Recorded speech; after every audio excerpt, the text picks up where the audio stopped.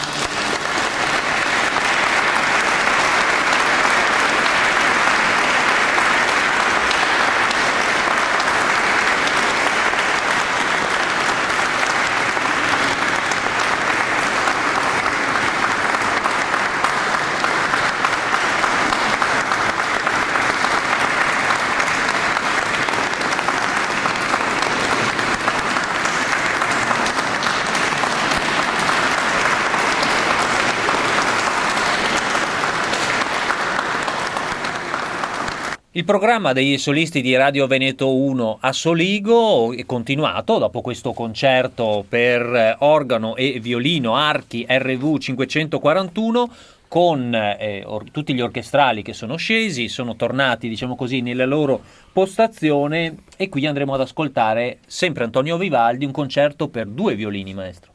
È un concerto tra l'altro virtuoso per questi 2 violini, è bellissimo, pieno di dinamica.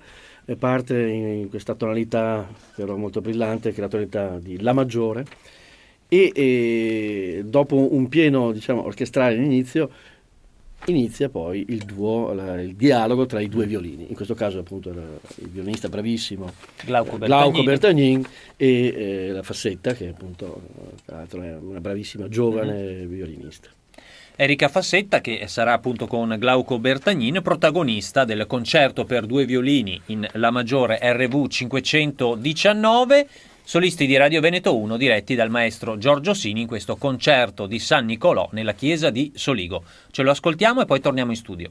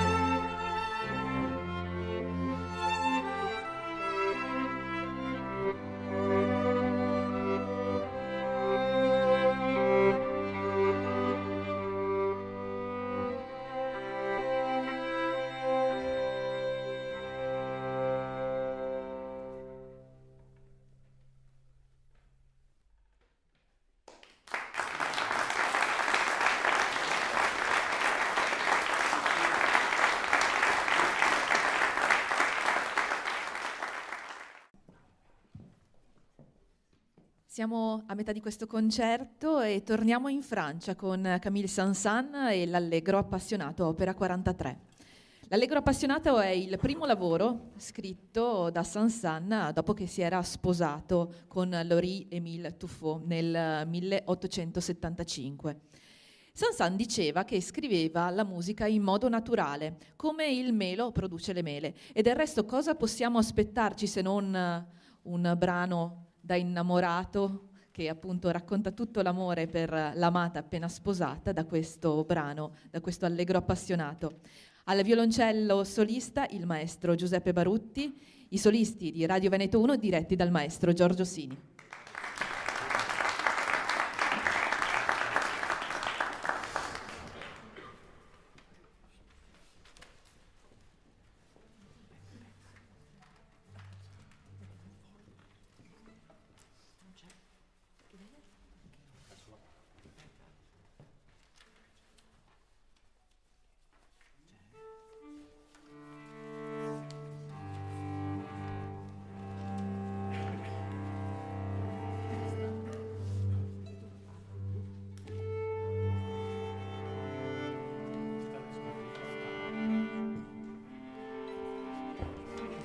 Camille Saint-Saëns è un grande compositore francese, ma davvero è una storia, cioè la storia diventata, era un gran burlone.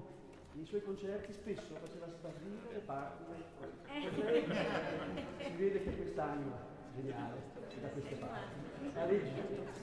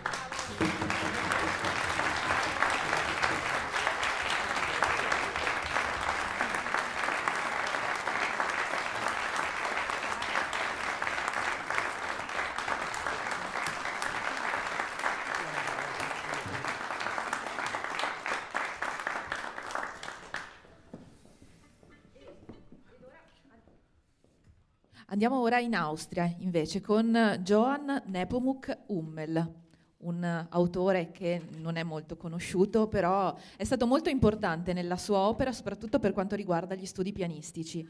Oggi ascolteremo una fantasia per viola, opera 94, e la viola solista è il maestro Silvestro Favero.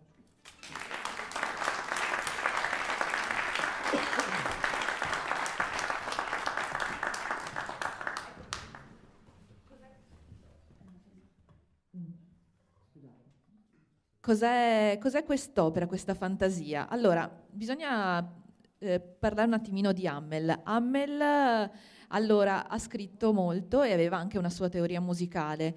Secondo lui esistevano appunto brani per appassionati, per esperti di musica, come appunto e opere serie, quindi sonate, variazioni, concerti in solo, e opere invece per appunto gli appassionati più popolari, le danze, i divertimenti, le bagatelle, i divertiments.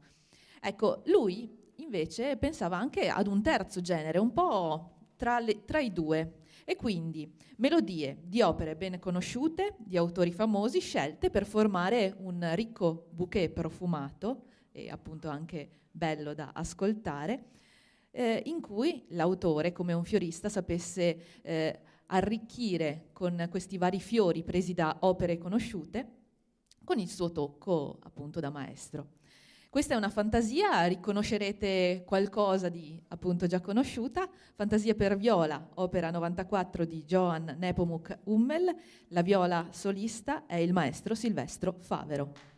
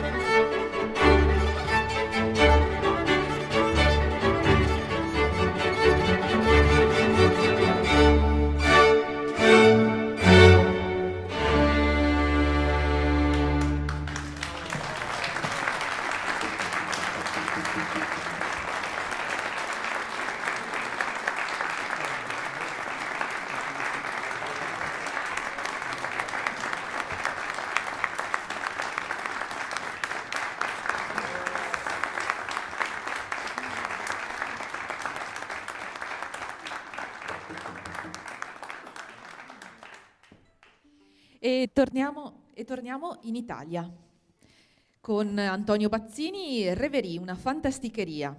Ecco, di Antonio Bazzini non conosciamo neanche, appunto, non conosciamo tantissimo neanche appunto di questo autore, però c'è una recensione che Robert Schumann appunto scrive a seguito di un suo concerto a Lipsia. Sappiamo appunto che Antonio Bazzini girò molto l'Europa proprio per suonare il violino, strumento in cui era virtuoso.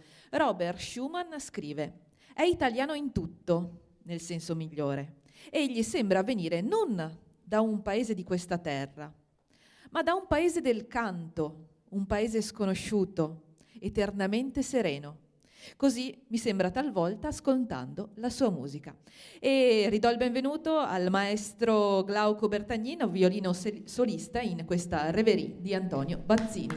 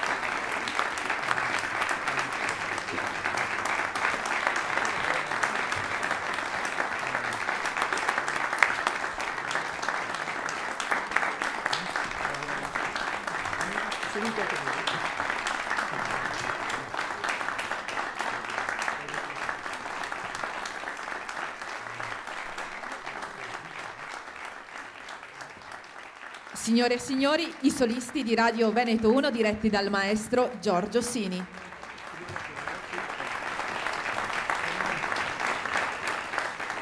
E richiamo anche sul palco il maestro Glauco Bertagnin.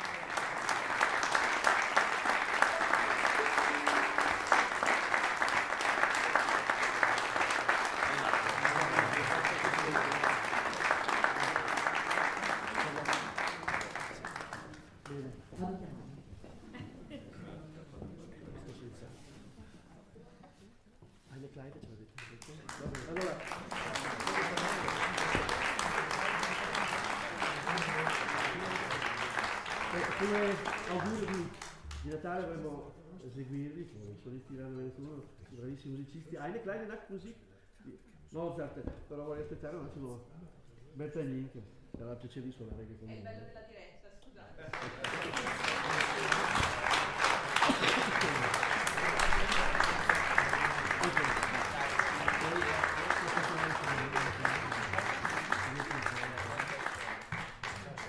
Non c'è la sera. Prossima volta. Non voglio avere la prossima volta. Eine kleine Nachtmusik. E con questo brano, Eine kleine Nachtmusik, l'orchestra, i solisti di Radio Veneto 1 diretti dal maestro Giorgio Sini vi augura buone feste natalizie.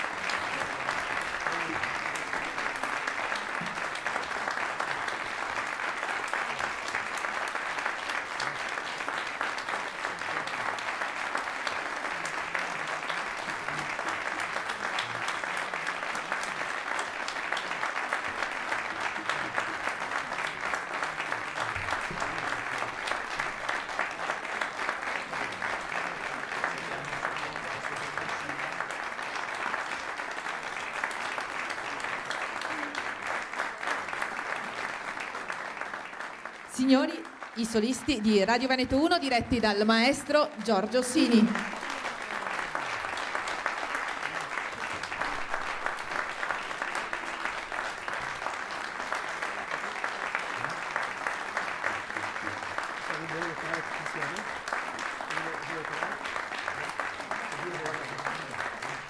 A voce.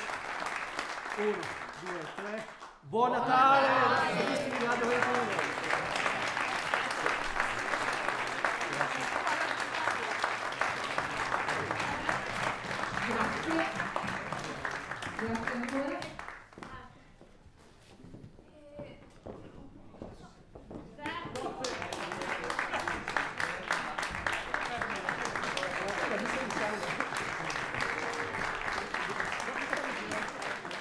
Un applauso, il maestro Giorgio Sini, il maestro Glauco Bertagnina al violino, il maestro Silvestro Favero alla viola e il maestro Giuseppe Barutti al violoncello.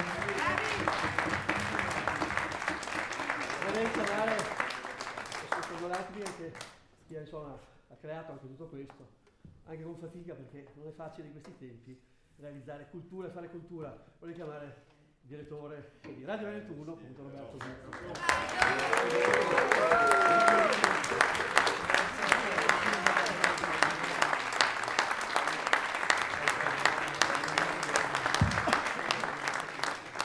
Io vorrei ringraziare innanzitutto voi, questi grandi maestri, una persona che mi ha sopportato, che mi sopporta, che è mia moglie, e mandare una dedica ad Arianna, che è arrivata da un mese e lo merita. Buon Natale a tutti.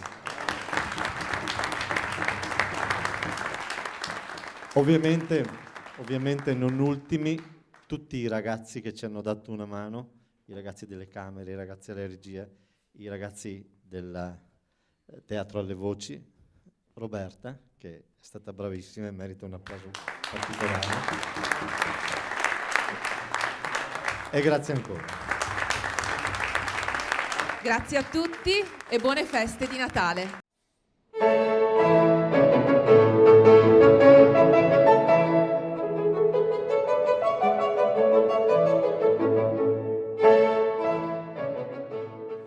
Ben trovati amici all'ascolto con questo primo appuntamento dei concerti d'inverno, un evento che da qualche anno noi portiamo in Catena di Villorba, una frazione della città di Villorba, nell'auditorium dedicato a Mario del Monaco. Questa sera, prima di iniziare il concerto, daremo spazio anche ad un video di una delle televisioni che propongono questo nostro spettacolo in tutta Italia, da nord a sud. Per l'occasione siamo in Campania con Lab TV 625 e questo è il contributo che ci hanno inviato. Buona visione.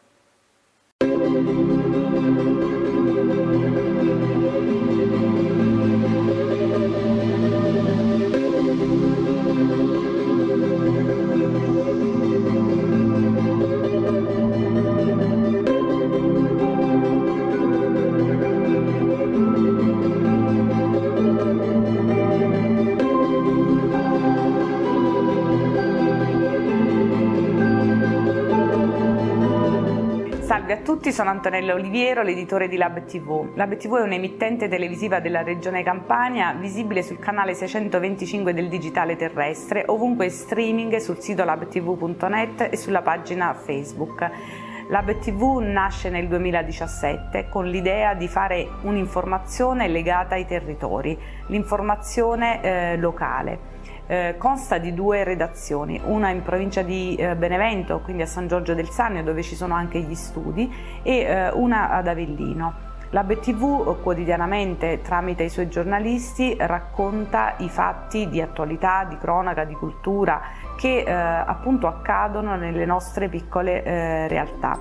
La TV locale ha un'importanza determinante per quella che è l'informazione nazionale, rappresenta un po' l'ossatura dell'informazione nazionale ed io sono molto contenta di questa iniziativa che abbiamo intrapreso, cioè quella di mandare in onda contemporaneamente agli stessi orari e negli stessi giorni dei contenuti che vengono prodotti, e spero che questa iniziativa non si limiti solo al concerto di Capodanno, dell'Epifania, al concerto di Natale, ma vada oltre, perché quando più televisioni si mettono insieme e producono lo stesso contenuto, fanno capire qual è l'importanza che hanno, perché spesso ci scontriamo con le grosse realtà, ma noi non possiamo, non abbiamo gli strumenti, non abbiamo i mezzi per poter competere con loro, ma abbiamo la possibilità di raccontare ciò che accade nei nostri territori e che i grandi non fanno. Quindi mi auguro davvero che questa iniziativa possa protrarsi nel tempo e possa dare a noi e ai nostri telespettatori grandi soddisfazioni. A presto!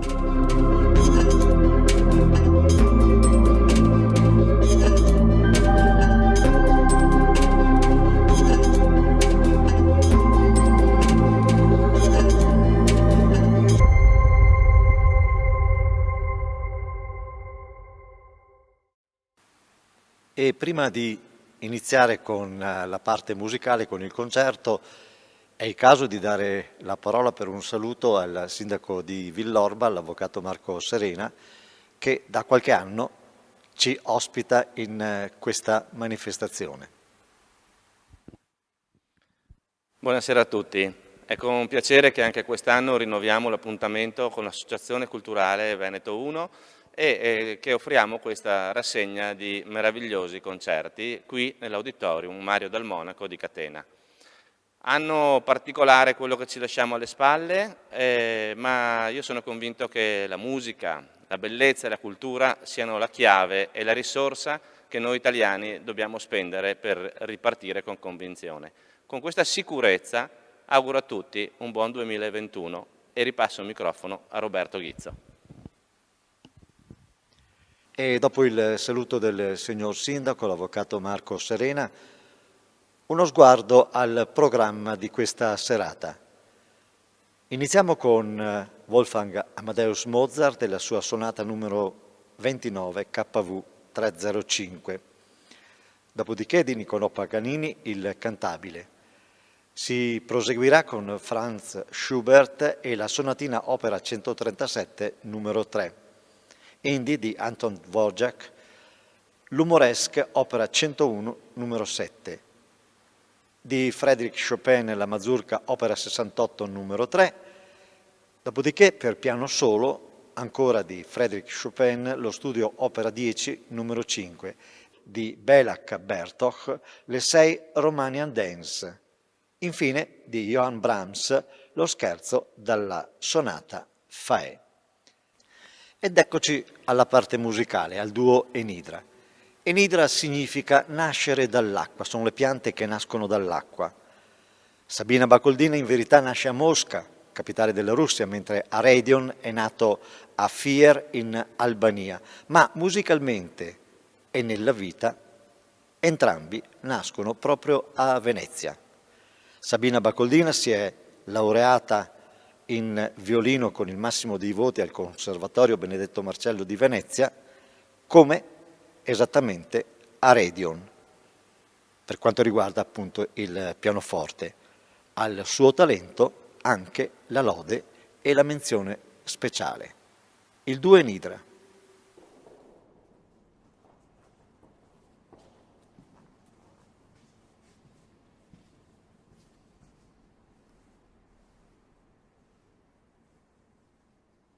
Durante il soggiorno a Mannheim, Mozart prese conoscenza dei duetti per violino e pianoforte del maestro alla corte di Dresda, Johann Schuster, e li trovò interessanti, tanto da scrivere alla sorella di avere intenzione di comporre un tipo di musica adatta a valorizzare le qualità del violino e del pianoforte nel rispetto delle caratteristiche tecniche dell'uno e dell'altro strumento. Nacque così la sonata K305, costituita da 2 soli movimenti e improntata ad una festosa allegrezza giovanile, allegro di molto e andante grazioso, quest'ultimo formato da 6 variazioni con dialoghi tra violino e pianoforte.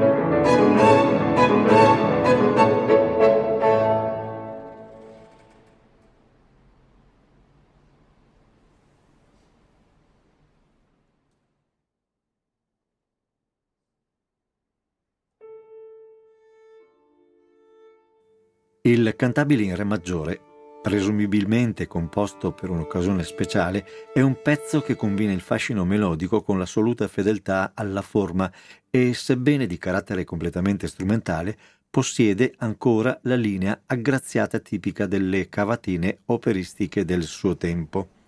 Risveglia i ricordi di Bellini e di altri compositori di quel periodo.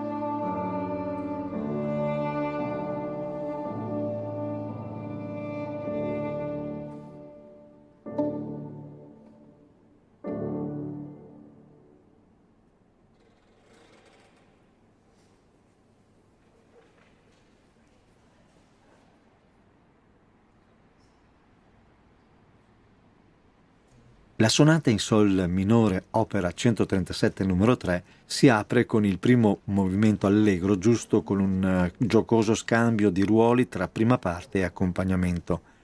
L'andante, invece, sembra un chiaro omaggio a Mozart, particolarmente alle sue sonate per pianoforte, così come il minuetto che ci rammenta le sinfonie giovanili di Haydn.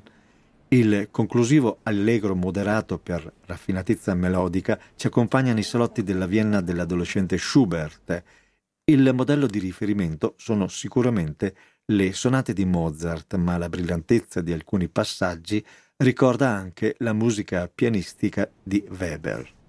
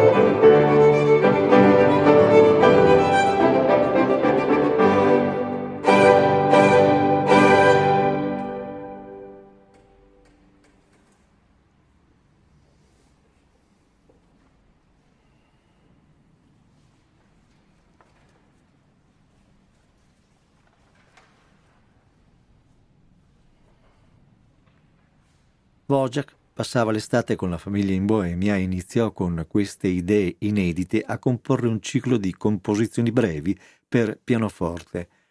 Nel 1894 Dvořák abbozzò la prima Umoresque in Si maggiore, che oggi è la numero 6, e via via continuò il ciclo. Questa raccolta divenne molto popolare, in particolare la Umoresque numero 7, che sentirete, in cui Dvořák trasforma i paesaggi e le vecchie città boeme in musica.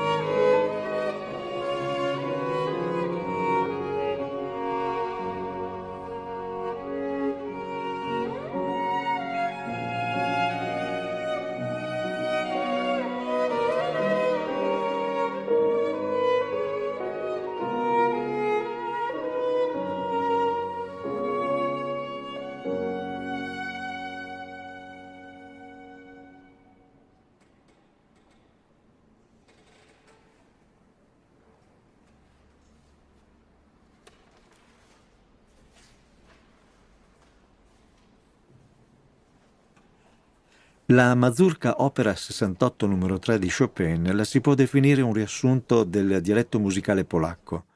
Sentiremo danze popolari, voci di contadini, allusioni a strumenti paesani, un ripetersi della frase iniziale di carattere folcloristico. Il primo tema sottolinea con energia un ritmo binario, quasi una marcia. Il trio invece sembra alludere a dei flauti di campagna.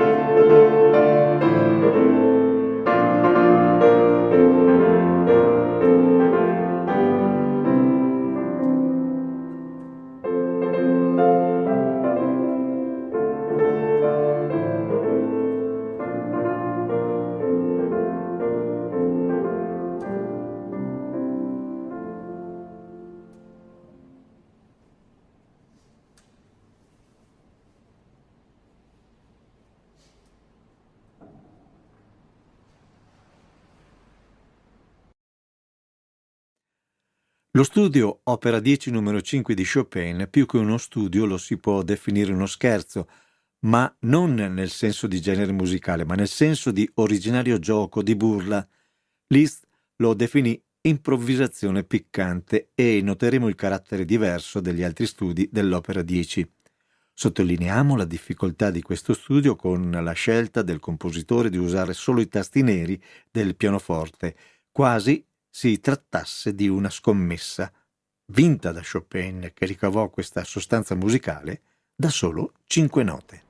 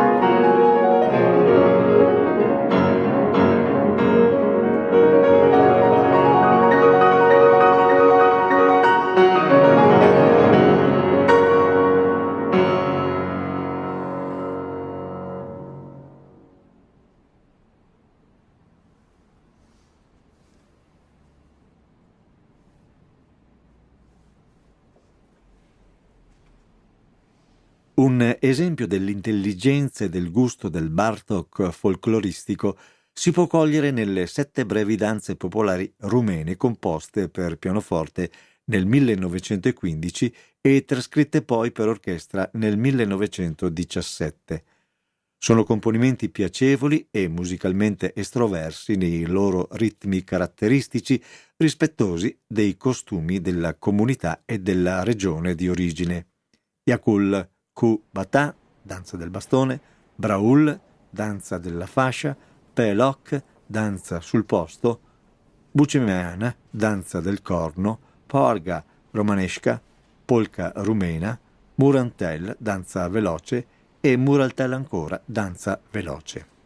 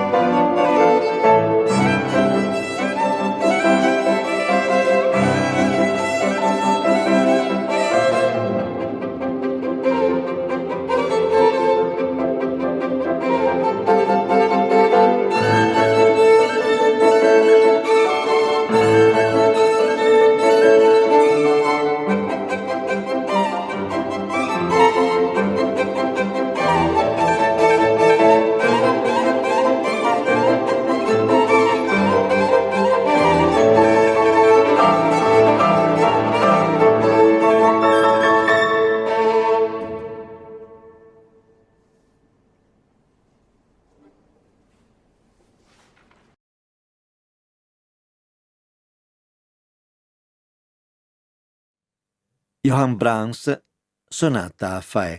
Questa particolare sonata è scritta in collaborazione con Albert Dietrich e Robert Schumann, di cui Johann Brahms compose lo scherzo. Si tratta della sonata Fa del 1853, che i tre compositori completarono in soli 10 giorni con l'intento di fare un omaggio sorpresa all'amico Joseph Joachim, giovane violinista di grande talento, che avrà un ruolo considerevole nella diffusione delle opere violinistiche di Brahms.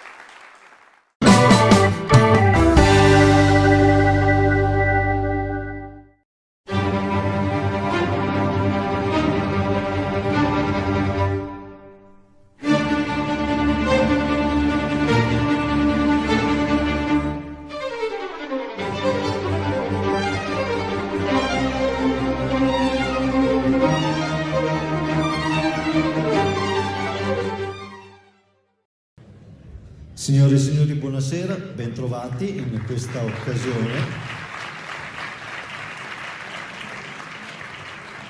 L'applauso è per voi, ovviamente. Bentrovati in questa occasione, bentrovati con Radio Veneto 1, che tra le sue promozioni, tra il suo lavoro, ha anche il piacere di cercare di portare la gente alla cultura.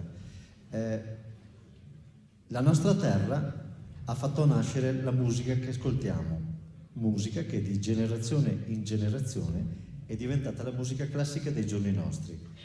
Probabilmente pochi di noi sanno questo. Ecco il ruolo della radio, appunto quello di portare, di riscoprire la grande scuola di musica veneta.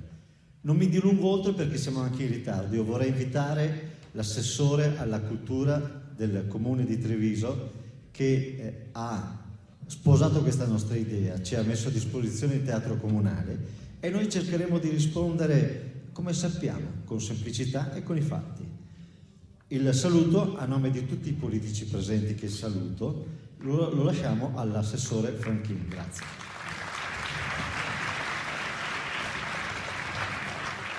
Buonasera a tutti, grazie naturalmente a Roberto Ghizzo, che mi ha proposto qualche tempo fa di dedicare questa serata, questa giornata che noi abbiamo a disposizione dal Comunale, nella convenzione che abbiamo già sottoscritto, di dedicarla alla cultura appunto alta attraverso la musica. Io sono particolarmente felice di questa occasione, anche perché ho avuto modo anche di dirlo in una conferenza stampa.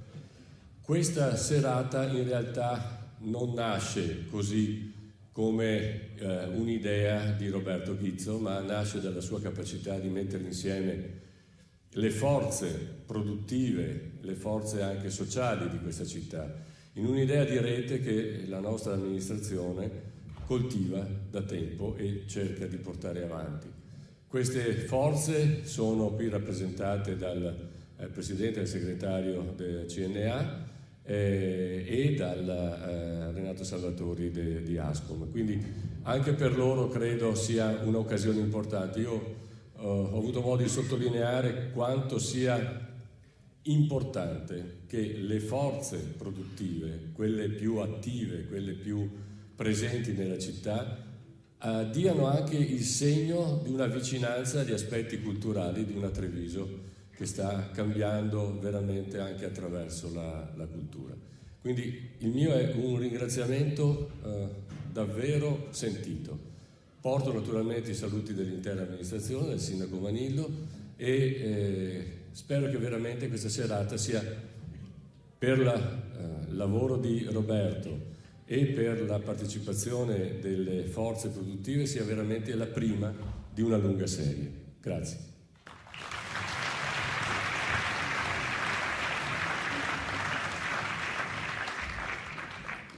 L'assessore mi ha un po' bruciato, come dire, l'ultima cosa che mi premeva comunicarvi, cioè il mio più grande ringraziamento a Renato Salvadori e al Presidente Salvadori, al Presidente Lorenzetto e al Direttore Rosolen di Ascom Confcommercio e di CNA e allo studio Pivax che ci ha dato una mano dal punto di vista grafico.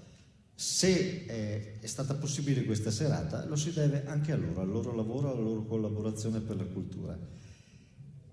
È giunto il momento di andare avanti appunto con la bellezza di questa serata. I solisti di Radio Veneto 1, unica radio in Italia ad avere la sua orchestra da camera, grandi professionisti che ci aiutano a portare la grande cultura presso di noi che siamo gente comune. I solisti di Radio Veneto 1.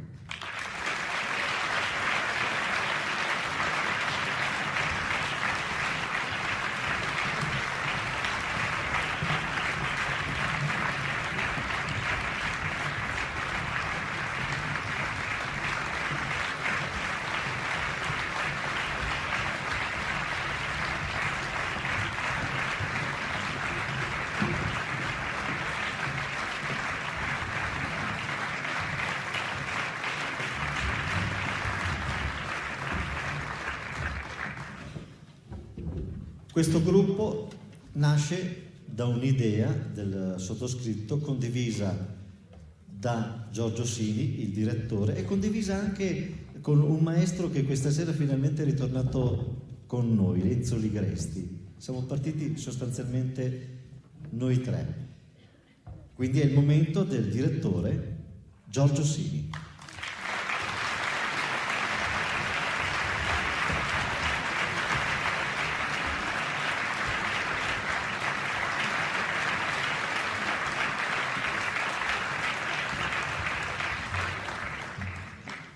Il primo brano di questa serata, così per rompere il ghiaccio con il clima natalizio, White Christmas, solista è il maestro Stefano Marangoni, oboe di fama internazionale. Buon ascolto.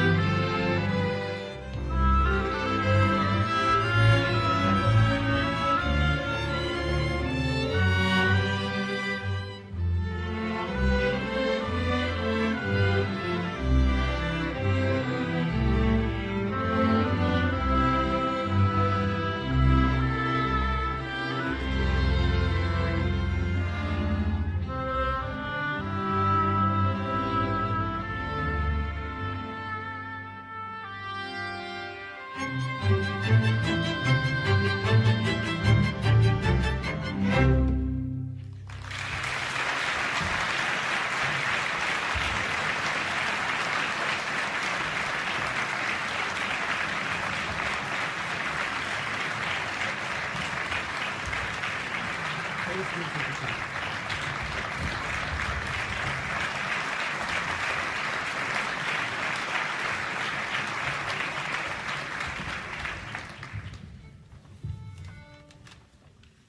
È ora la volta del pezzo forte di questo concerto di Antonio Vivaldi, Le quattro stagioni. Solista il maestro Carlo Lazzari.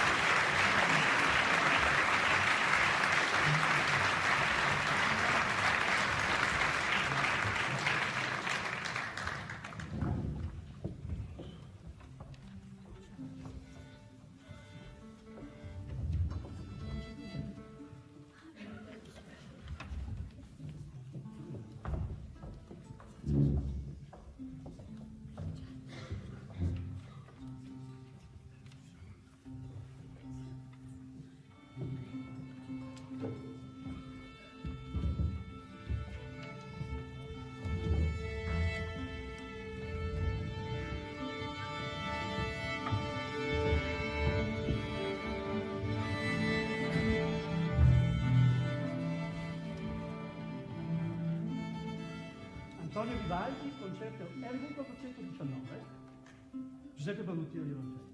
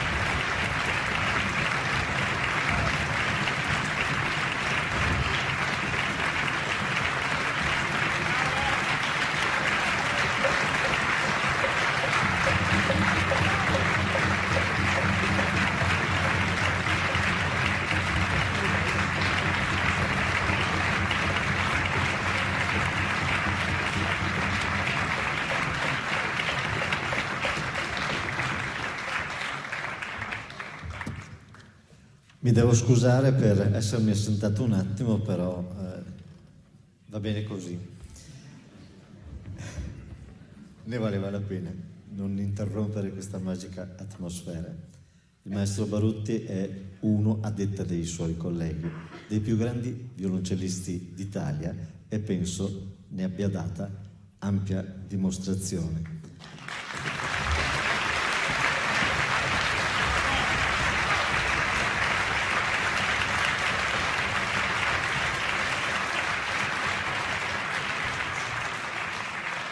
Un ringraziamento lo voglio fare anche a un altro grande maestro, Ivano Zanenghi, all'Arciliuto, che questa sera ci onora della sua presenza.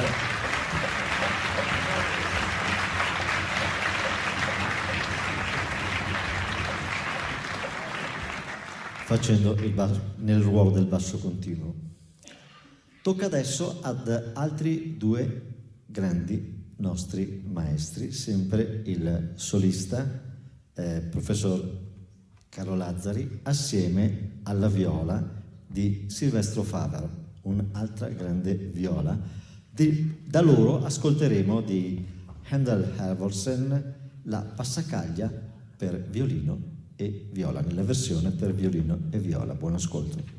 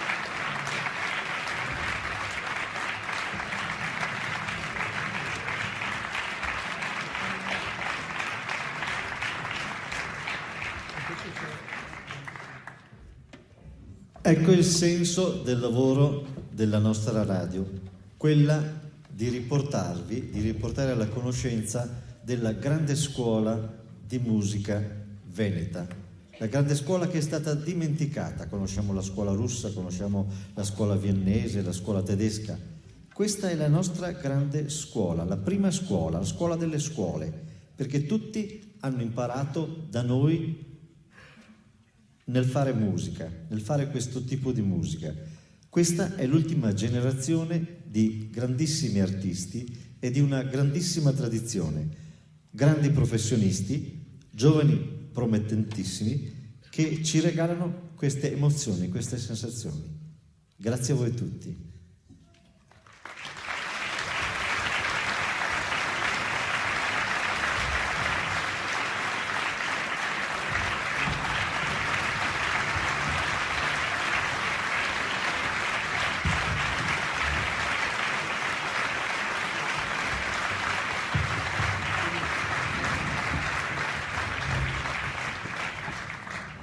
È la volta adesso di un nostro altro grande musicista, un chitarrista eccezionale, un chitarrista che ha conquistato la sua fama non solo in Italia ma anche all'estero, soprattutto in Australia. Parlo di Massimo Scattolin, uno dei massimi chitarristi che abbiamo in Italia.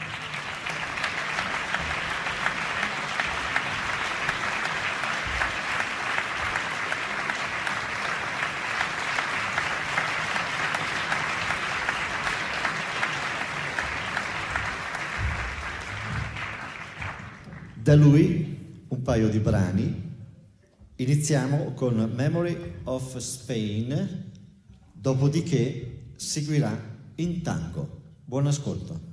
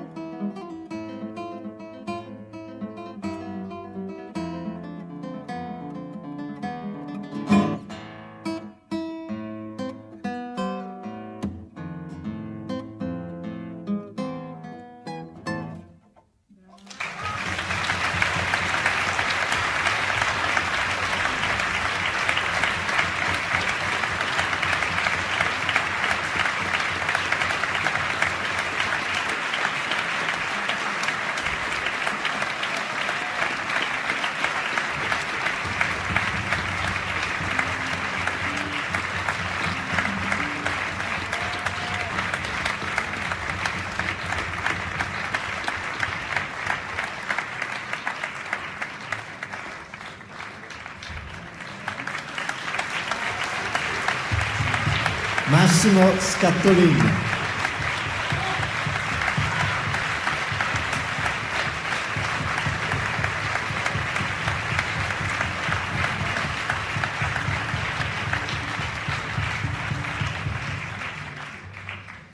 Bene, ci avviamo alla conclusione. Tocca adesso ad un brano famosissimo, un famosissimo brano di Natale, Stille Nacht. Io penso meriti un grande applauso anche il maestro Giorgio Sini.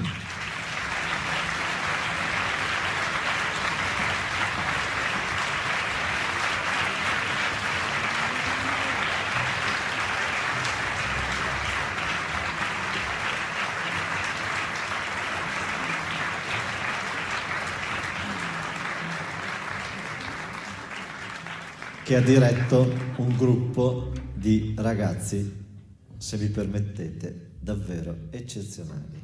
Buon ascolto.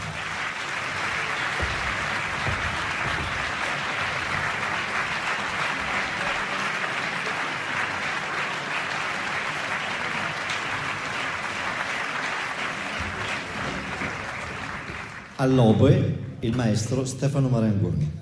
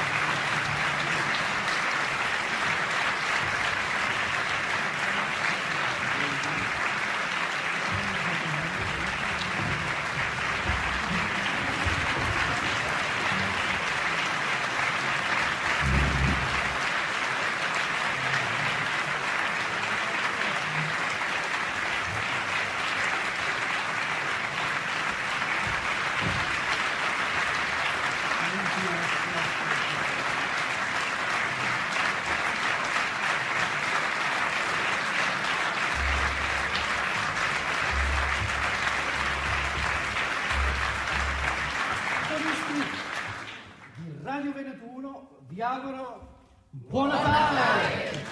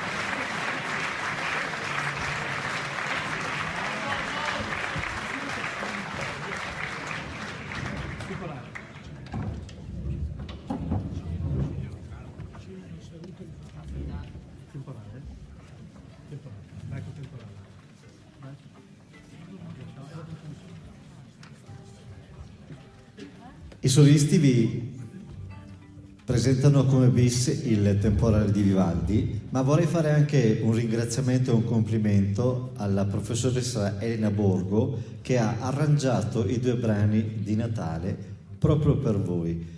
Non esiste una versione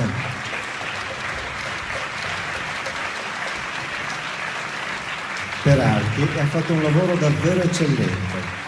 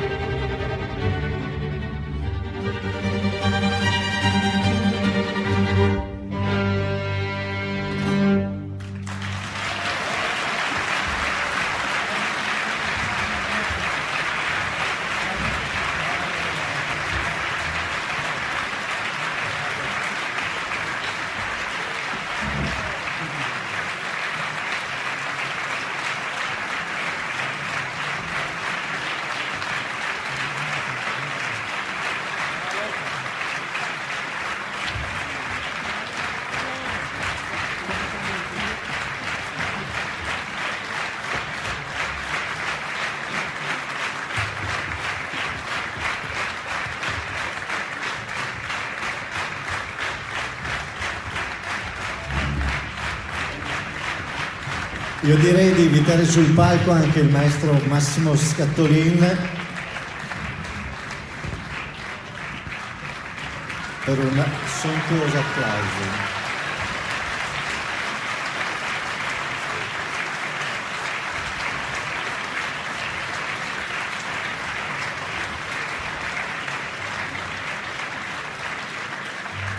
Grazie per questa bellissima serata. Grazie ai maestri, grazie all'ASCOM nelle persone del Presidente Salvadori, grazie alla CNA nelle persone del Presidente e del Direttore. Mi sfugge i nomi, devo perdere colpi. E grazie all'assessore Franchin che ha creduto in questa nostra idea. Grazie a voi tutti per esserci. Buon Natale e buone feste.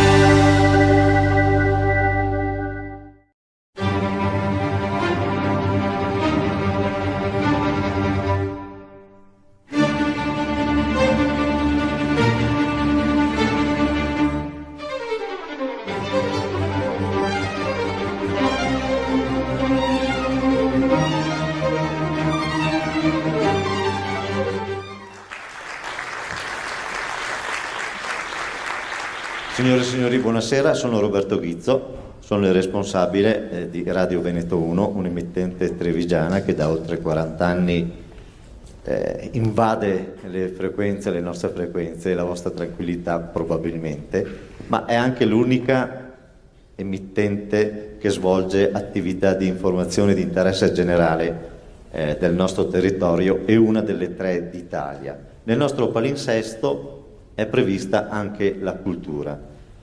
Noi, vivendo in una terra che ha visto nascere la cultura della musica come la conosciamo oggi, la musica classica, quella che noi conosciamo, nasce a Venezia nel Cinquecento, noi, siccome la radio è anche musica, abbiamo pensato di portare avanti un piccolo progetto che è quello di ridare alla grande scuola di musica veneta il posto che merita, che è il posto numero 1 nella storia. A creare e a portare avanti questo progetto sono grandissimi professionisti che vi presenterò tra poco, grandissimi musicisti. Loro sono l'ultima generazione di quella scuola che appunto di generazione in generazione si è perpetuata. Il nostro programma è appunto quello di riprenderci l'orgoglio di avere dato i Natali a questa grande cultura e di riprenderci appunto la posizione che tutto il mondo ci invidia.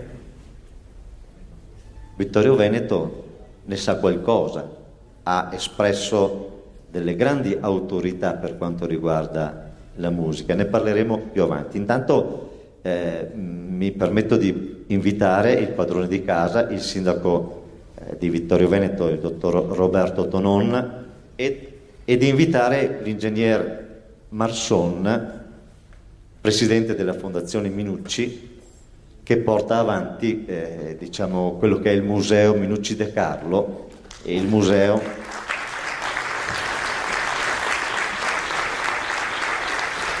che era l'abitazione di quella grande persona che questa sera ricordiamo, celebriamo, appunto Camillo De Carlo. Do il microfono alla padrone di casa.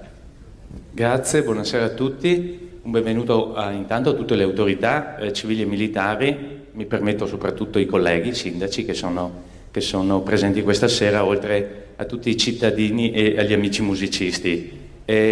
Non è un appuntamento sporadico questo, nel segno della cultura per non dimenticare, per la pace, già con i solisti di Radio Veneto 1 nell'agosto 2015 al nostro Museo della Battaglia c'è stato un altro concerto in onore di un altro nostro grande concittadino, Tandura. Questa sera invece Camillo De Carlo, ma di questo farà un cenno l'ingegner Marson.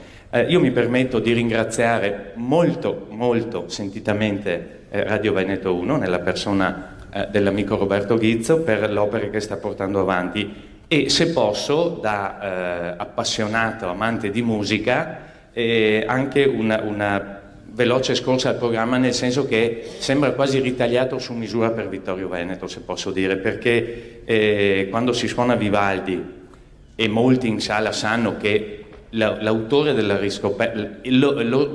riscopritore, diciamo, di Vivaldi è stato un vittoriese, Alberto Gentili, e poi la citazione che non poteva mancare, probabilmente essendo nel teatro intitolato a Lorenzo da Ponte di Wolfgang Amadeus Mozart, dimostra che anche il programma è stato pensato, quindi ottimi musicisti con straordinaria musica, e credo che la serata sarà straordinaria per tutti noi. Grazie.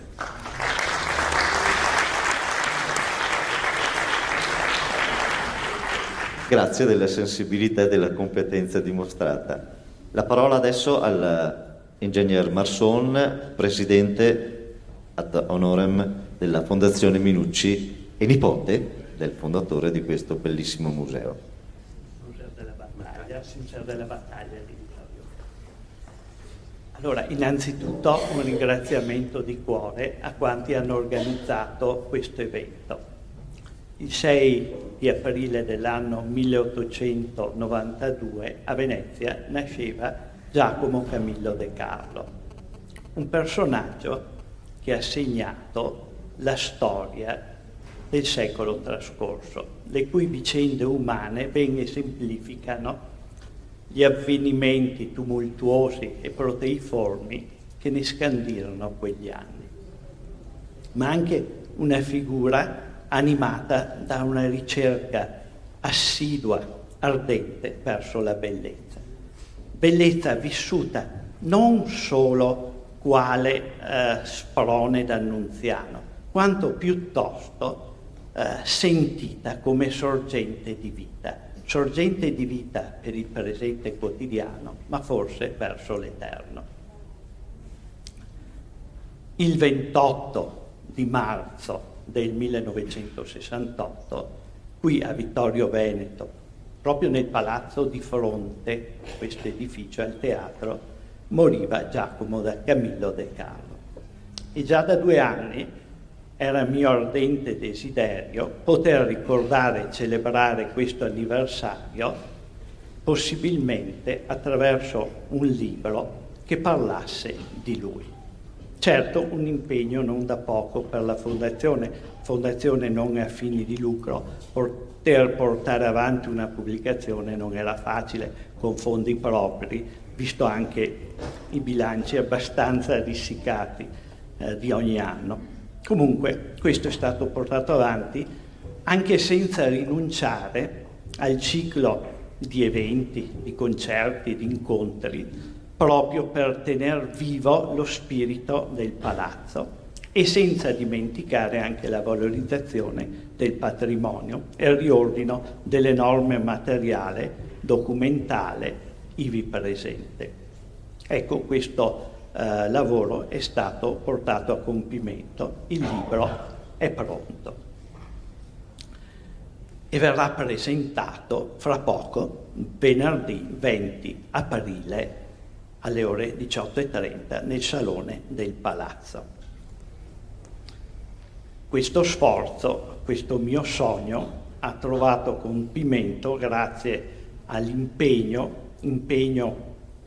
costante, lungo, preciso e soprattutto, devo dire, appassionato veramente dell'autrice, la dottoressa Francesca Costa Peraria, che a questo ha dedicato per più di 1 anno tutto il suo tempo libero.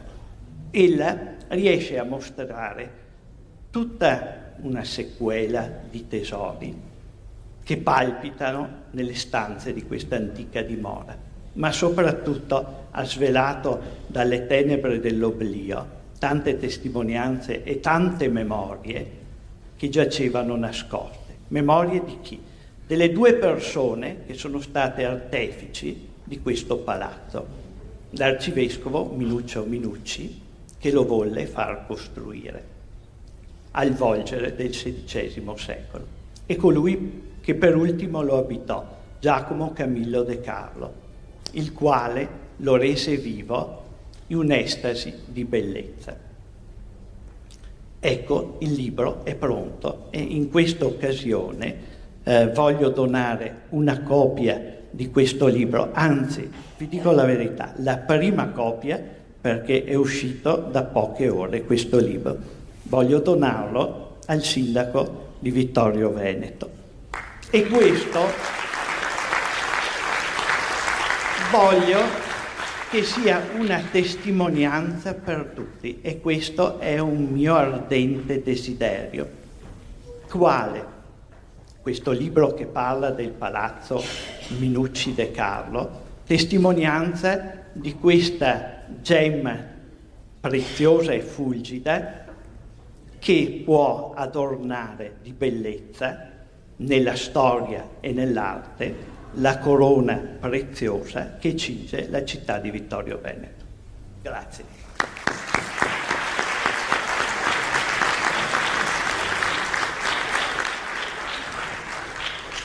Io ringrazio l'ingegner Marson anche per il libro donato alla città, ma soprattutto per la collaborazione, direi quasi simbiotica, che c'è negli ultimi 2 anni fra l'amministrazione comunale e la Fondazione Minucci De Carlo, che ha portato a riaprire, a far riscoprire non solo ai vittoriesi questo nostro prezioso palazzo, e soprattutto le figure delle persone che ci hanno abitato. Grazie ancora e buona serata. Ebbene, abbiamo anche lo scoop, perché è una presentazione, una prima mondiale questa presentazione. Aggiungo solo che abbiamo scelto questa data perché oggi è la data di nascita di Camillo De Carlo, il giorno del suo compleanno, così lo vogliamo ricordare. Tocca ora all'orchestra dei solisti di Radio Veneto 1, che invito ad entrare nel palco. Penso meritino in anteprima un grande applauso.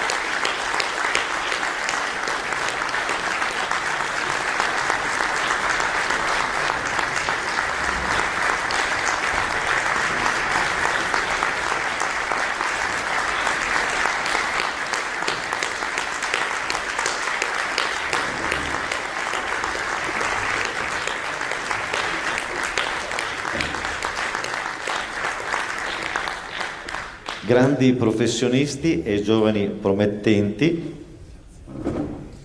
Invitiamo adesso il solista Roberto Rigo per il primo pezzo, la tromba.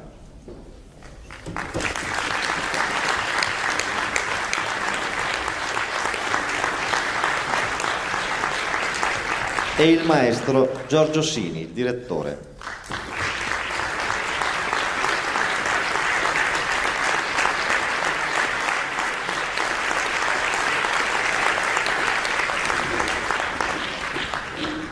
Cominciamo con un grande genio del violino e anche un grande genio della composizione, un rivoluzionario era definito, Giuseppe Tartini. Di Tartini il concerto per tromba e archi in re maggiore. Buon ascolto.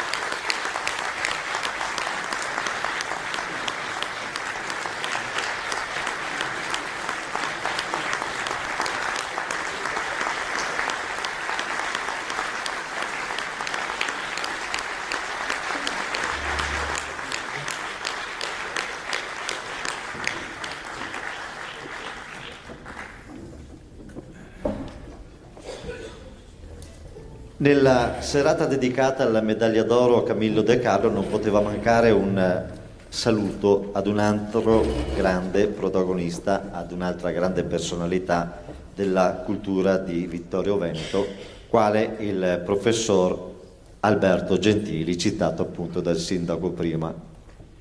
È stata la prima cattedra di musicologia, è stato il primo a sedere sulla cattedra di musicologia alla Regia Università di Torino, e negli anni '20 è colui che ha appunto scoperto, ha visto un pezzo di carta, ha capito che era di Antonio Vivaldi, ha bloccato queste casse contenenti questi pezzi di carta e di fatto ci ha permesso di vedere restituito dopo 180 anni il lavoro di Antonio Vivaldi.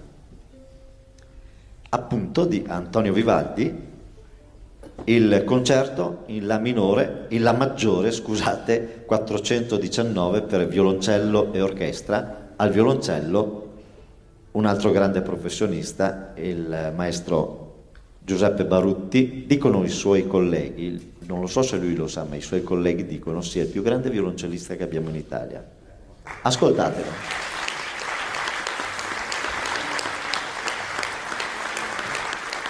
Dirige il maestro Giorgio Sini.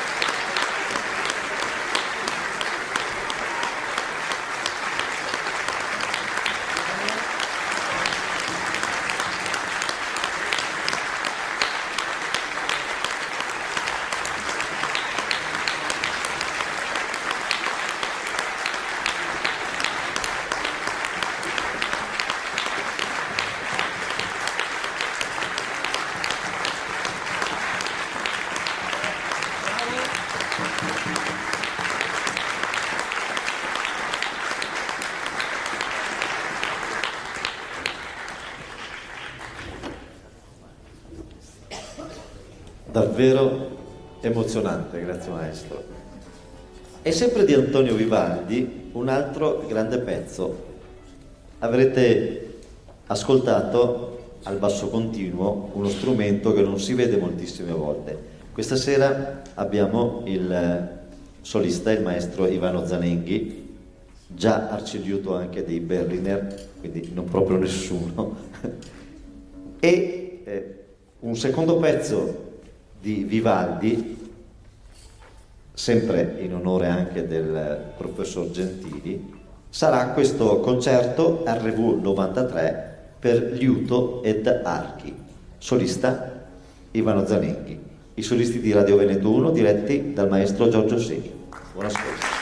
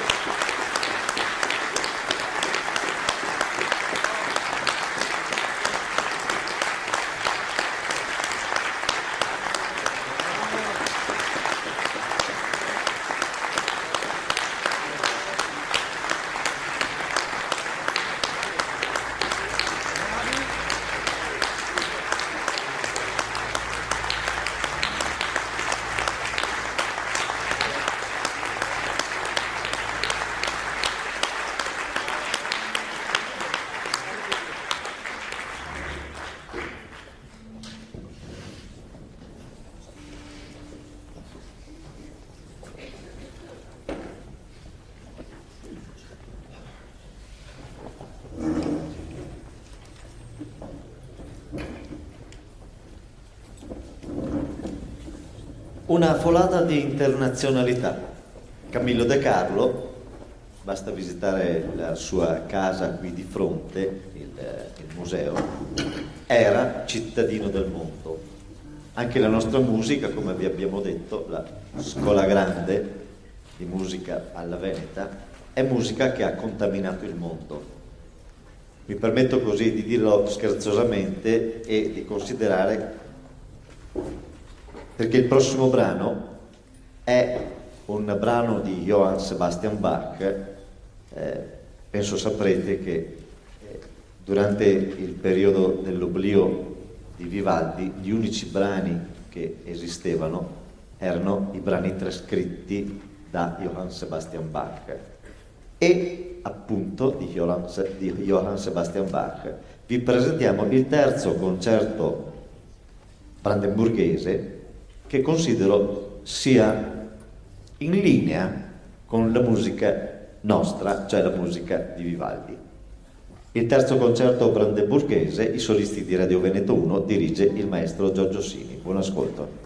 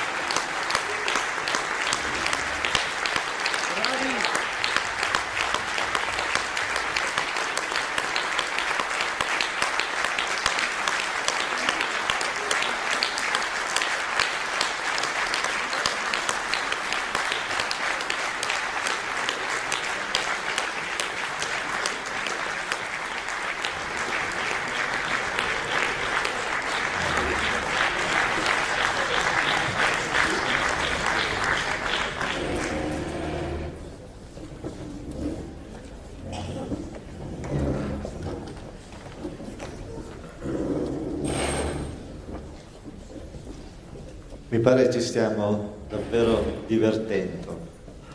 E nella serata dedicata ad un uomo di valore e cultura come Camillo De Carlo non poteva mancare nemmeno un saluto, un cenno ad un altro grande cittadino di Vittorio Veneto, anche lui uomo di grande cultura, qual è Lorenzo da Ponte, al quale peraltro è intitolato questo teatro. Era ben noto come librettista di Wolfgang Amadeus Mozart. I solisti di Radio Veneto 1, diretti dal maestro Giorgio Sini, sono ben lieti di dedicarvi e dedicargli il primo divertimento in Re K136, appunto di Mozart. Buon ascolto, il maestro Giorgio Sini.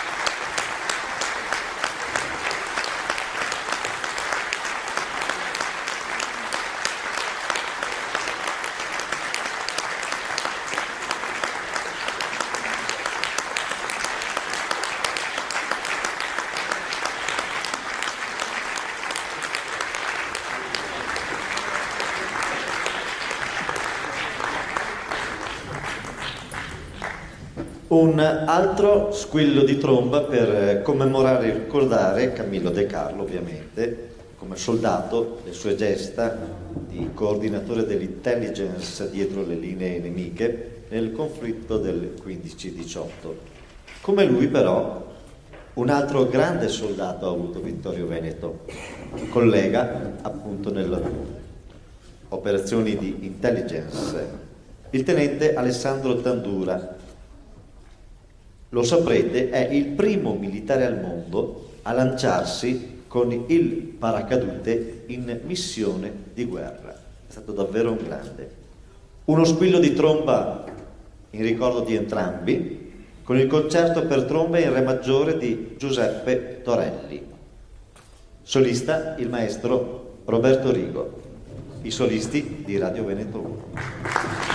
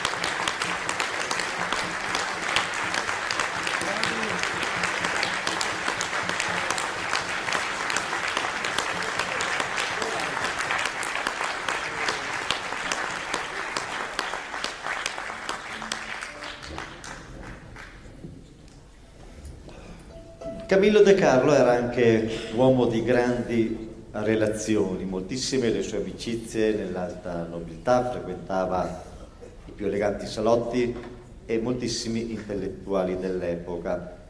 Nota la sua frequentazione anche dei migliori salotti parigini. Portiamoci con un omaggio alla sua epoca, ai tempi del suo lavoro, con un brano di un artista suo contemporaneo, Gabriel Fauré, del quale vi proponiamo la Pavane, opera 50. Per chi non lo sa, la Pavane era una delle nostre danze popolari più seguite, più praticate nelle feste popolari, nelle feste di nozze, in qualsiasi opportunità di svago. La pavana era la nostra danza, venne proibita perché era proibito aggregarsi dopo un certo periodo. La Pavana di Fauré, interpretata dai solisti di Radio Veneto 1, diretti dal maestro Giorgio Sini. Buon ascolto.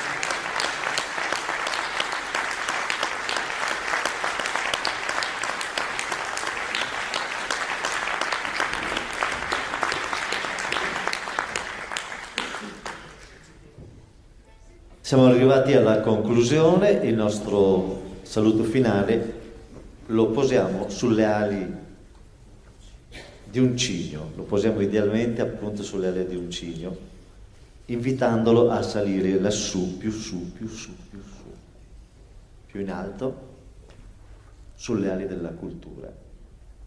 Chiudiamo appunto con il cigno di Camille de Saint-Saëns, altro contemporaneo del Camillo De Carlo. Non so se ho letto da qualche parte, forse si frequentavano anche a Parigi. Comunque, di Camille de Saint-Saëns, il cigno, al violoncello il maestro Giuseppe Barlutti, i solisti di Radio Veneto 1. Buon ascolto.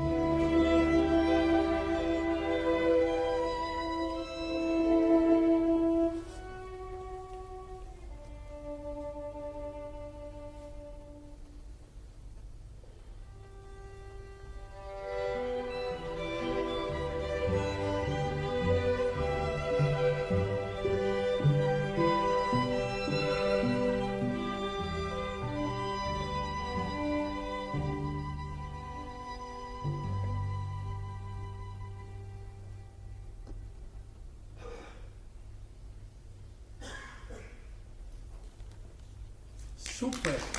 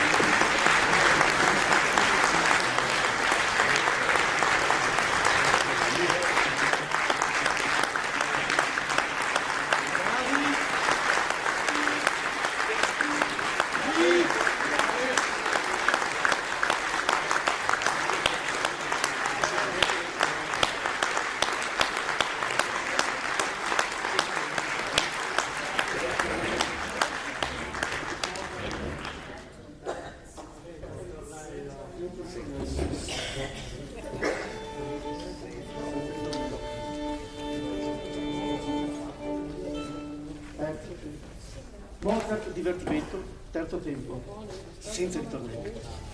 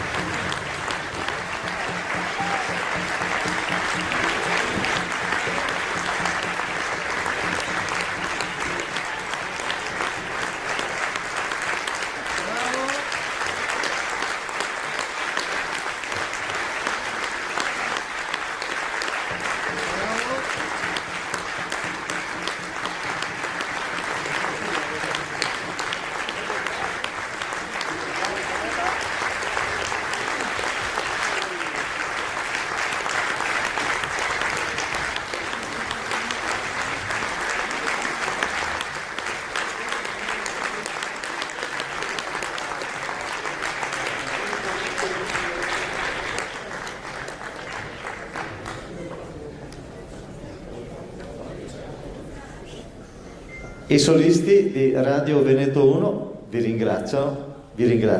Io ringrazio loro per averci dato la possibilità di creare una di queste serate di manifestazione didattica su base educativa. Vorrei invitare sul palco per un saluto finale il sindaco, ma anche l'assessore al centenario, l'avvocato Barbara Denardi, che davvero ci ha fatto da spalla, ci ha dato una mano grandissima per organizzare questa serata. Un ringraziamento particolare va a tutto il personale del comune di Vittorio Veneto e del Teatro da Ponte, che ci ha affiancato in modo, direi, ineccepibile. Prima il sindaco e dopo l'assessore. Io posso solo ringraziare per la straordinaria qualità della musica di stasera. Credo che maggiore onore al nostro concittadino Camillo De Carlo, difficilmente assieme al libro di questa sera, che appunto è stato fatto ad opera della Fondazione Minucci De Carlo, non potesse essere fatto. Io colgo di nuovo l'occasione per ringraziare Roberto Ghizzo e Radio Veneto 1 per questa splendida occasione, che non è una occasione, ma è il secondo passo di un cammino che ci porterà il 2 giugno, sempre in questo teatro, a ricordare un altro vittoriese, Brandolini D'Adda, che grazie a un finanziamento del Ministero dei Beni Culturali ci sta consentendo di portare avanti un programma culturale di ampio respiro, del quale fa parte appunto anche Radio Veneto 1 e la sua straordinaria orchestra di solisti. Io ringrazio anche tutti voi per essere stati qui, mi associo ai ringraziamenti che Roberto ha fatto per quanto riguarda sia il personale del comune, però direi anche il personale della radio che ha dato una grandissima mano, e i ringraziamenti dell'altro Roberto, perché qui ne abbiamo due sul palco, alla Fondazione Minucci e alla nostra Francesca Costa Peraria, che è un'altra dei nostri dipendenti, che però è in doppia veste questa sera. Grazie ancora a Radio Veneto 1, direi ancora grazie alla musica che ci permette di ricordare Camillo De Carlo. Un po' tutti quanti sanno quanto io sia legata a questa figura. Sempre su questo palco qualche tempo fa un altro spettacolo che venne organizzato dagli amici di Vittorio Veneto per ricordarlo, dissi è una figura che è senza tempo. A rileggere la sua vita e le sue esperienze si attraversa veramente il Novecento, e forse è anche per questo che quando io ho dovuto preparare la borsa per andare in ospedale per partorire, mi sono portata dietro il suo libro. Quindi più legata di così a questo personaggio penso sia difficile trovare un'altra dimostrazione. Per cui grazie ancora e insomma complimenti anche a tutta l'orchestra, perché credo che gli applausi di prima siano la dimostrazione di quanto è stato straordinario questo concerto. Grazie.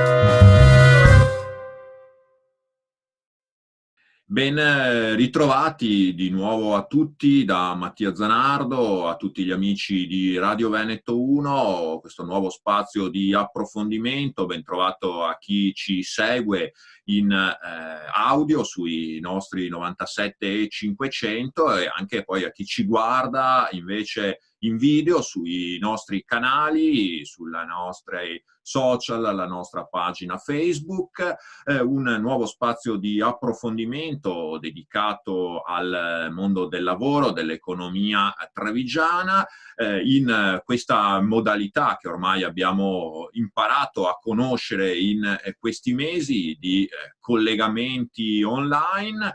E appunto abbiamo collegato con noi, lo ringraziamo per la disponibilità, Massimiliano Paglini, neo segretario della CISL di Treviso e Belluno, segretario confederale, segretario generale, insomma, per usare una dizione un po' più comune. Segretario confederale è quella più tecnica. Comunque sia, ben trovato Paglini, grazie per essere con noi. Grazie a voi per l'invito e un saluto a tutti i radioascoltatori.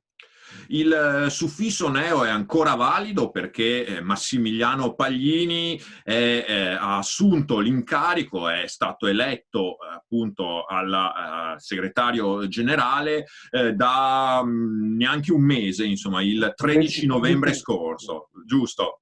Giusto. Esatto. Però insomma poi la sua esperienza, la sua storia sindacale è naturalmente ben più lunga, 52 anni, montebellunese, insomma è attivo nel mondo sindacale ormai da quasi un trentennio, dai primi anni 90, iniziando dal settore bancario, che è il suo campo, è stato il suo campo professionale, e appunto della categoria dei lavoratori delle banche e delle assicurazioni della CISL, è stato a lungo anche responsabile provinciale, poi ha avuto incarichi di livello nazionale in questa categoria, anche rappresentando il gruppo Veneto Banca, per cui appunto ha lavorato, in cui ha svolto anche la sua attività sindacale, e più di recente faceva già parte, era già componente della segreteria interprovinciale della CISL Trevigian Bellunese, appunto anche con la delega all'organizzazione, ora diciamo la rappresentanza generale appunto della struttura territoriale. Dopo questa così breve introduzione biografica, Paglini, entriamo così un po' nel merito, nel vivo della nostra conversazione.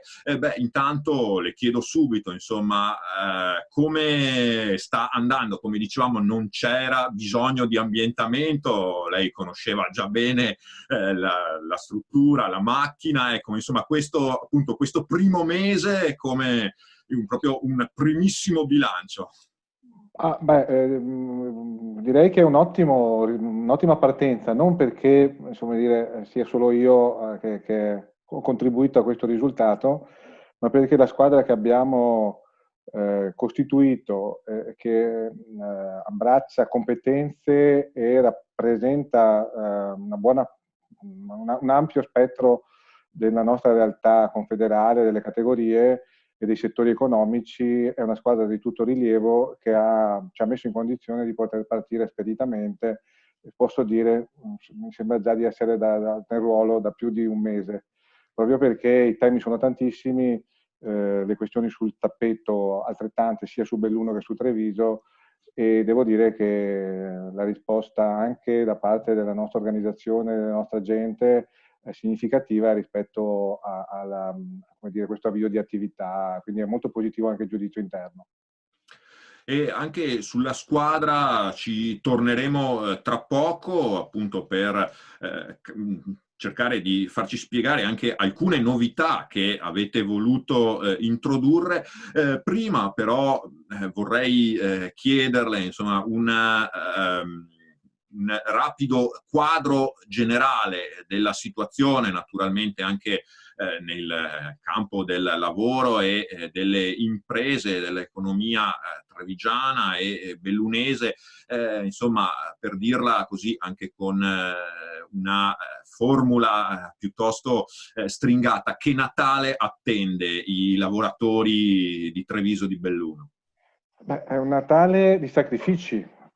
Quindi siamo ancora dentro a una pandemia di cui forse cominciamo a vedere un orizzonte lontano della sua conclusione, ma è un Natale di sacrifici perché per chi ha il lavoro comunque c'è un orizzonte ancora fosco di ripresa, della ripresa economica. Per chi non ce l'ha, quel fosco è un buio pesto. E quindi accanto ai sacrifici che ci vengono richiesti per effetto dei decreti del Presidente del Consiglio dei Ministri, ci sono proprio i sacrifici sul territorio, a cominciare dal terziario, che è il settore economico che paga più pesantemente la crisi pandemica. Si intravede però, lei diceva, un minimo orizzonte di ripresa? Più che un orizzonte, delle opportunità che sono legate anche alla tempistica della risoluzione della pandemia. Poi ci sono le buone notizie che arrivano all'improvviso, come quella che era circolata ieri negli ambienti sindacali e istituzionali e che è stata confermata oggi. La prossima riapertura dell'aeroporto di Treviso ci dice che si sta muovendo qualcosa, e le buone notizie sono che accanto a questo pare esserci un vaccino che dovrebbe essere la risoluzione non immediata del problema, ma comunque nel medio termine dovrebbe essere una risoluzione immediata. Aggiungo che anche come indicatore rispetto a una prospettiva di una ripresa che ci sarà, ci sono anche segnali da parte di mercati finanziari, perché le compagnie aeree sui mercati finanziari internazionali stanno guadagnando, siccome la borsa di solito è un anticipatore degli eventi, vuol dire che ci sono segnali importanti in questa direzione, però rimane sul terreno un problema grossissimo dell'occupazione che è stata persa e che rischiamo ancora di perdere più staremo in questa stagnazione della pandemia. E infatti non a caso lei aveva anche appena eletto lanciato, come dire, un avvertimento, attenzione, perché poi dovremo capire cosa troveremo anche una volta sarà finita l'emergenza sanitaria, lo speriamo tutti il più presto possibile, insomma rincuorati anche dalle ultime notizie sulla diffusione di un vaccino, anzi di più vaccini, insomma, però ecco, poi bisognerà capire cosa ci sarà dell'economia a quel punto. Lei subito dopo la sua elezione aveva usato un'espressione piuttosto forte che è rimbalzata anche sui quotidiani, cioè rischiamo uno scenario post-bellico. Post-bellico. E non l'ho detto a caso, ma per il semplice motivo che al di là degli effetti fisici che può generare una guerra, ovvero le macerie degli edifici, i morti sul terreno, poi ci sono tutti gli aspetti economici e la prospettiva è di un calo del PIL importantissimo in uno spaccato dell'economia del paese che porta con sé una zavorra di mancata crescita. Quindi il post bellico è legato anche al vissuto della nostra economia degli ultimi 10 anni. Noi siamo un'economia che è cresciuta dello 0, mediamente in 10 anni, mentre dopo la grande crisi finanziaria globale il resto dell'Europa è cresciuta di 2 punti all'anno mediamente. È chiaro che farà meno fatica il resto dell'Europa ad intercettare la ripresa. Noi ci portiamo dietro una zavorra importantissima che rischia di penalizzare anche la ripartenza. Quindi lo scenario post-bellico è proprio legato a quello che siamo stati e a quelli che sono gli effetti di questa crisi pandemica, in un contesto che, mi scusi se insisto su questa questione, in un contesto in cui il governo ha stanziato 120 miliardi di aiuti, troppo spesso congiunturali e non strutturali, che sono diventati debito ulteriore per un paese che ha il terzo debito pubblico in rapporto al PIL a livello mondiale. Quindi diciamo che la preoccupazione, quindi il post bellico è legato proprio alla preoccupazione di una incapacità del paese di risollevarsi da un contesto di grande difficoltà in cui già era e che è amplificato l'effetto della pandemia. Certamente. Anche perché giustamente diceva questi aiuti che sicuramente servono e ben vengano, però chiaramente come purtroppo sappiamo tutti i soldi non si autogenerano e questi sono soldi che poi prima o dopo a tassi più o meno vantaggiosi però dovranno essere restituiti anche dalle nostre imprese, dalle nostre amministrazioni locali e poi da tutti i nostri cittadini, da tutti noi. Certamente, e se non saranno le imprese che li dovranno restituire per i crediti agevolati o le garanzie dello Stato che sono state erogate in questa fase di pandemia, li dovremo restituire come paese, come cittadini, perché il debito pubblico è imponente per la nostra economia. Allora noi chiediamo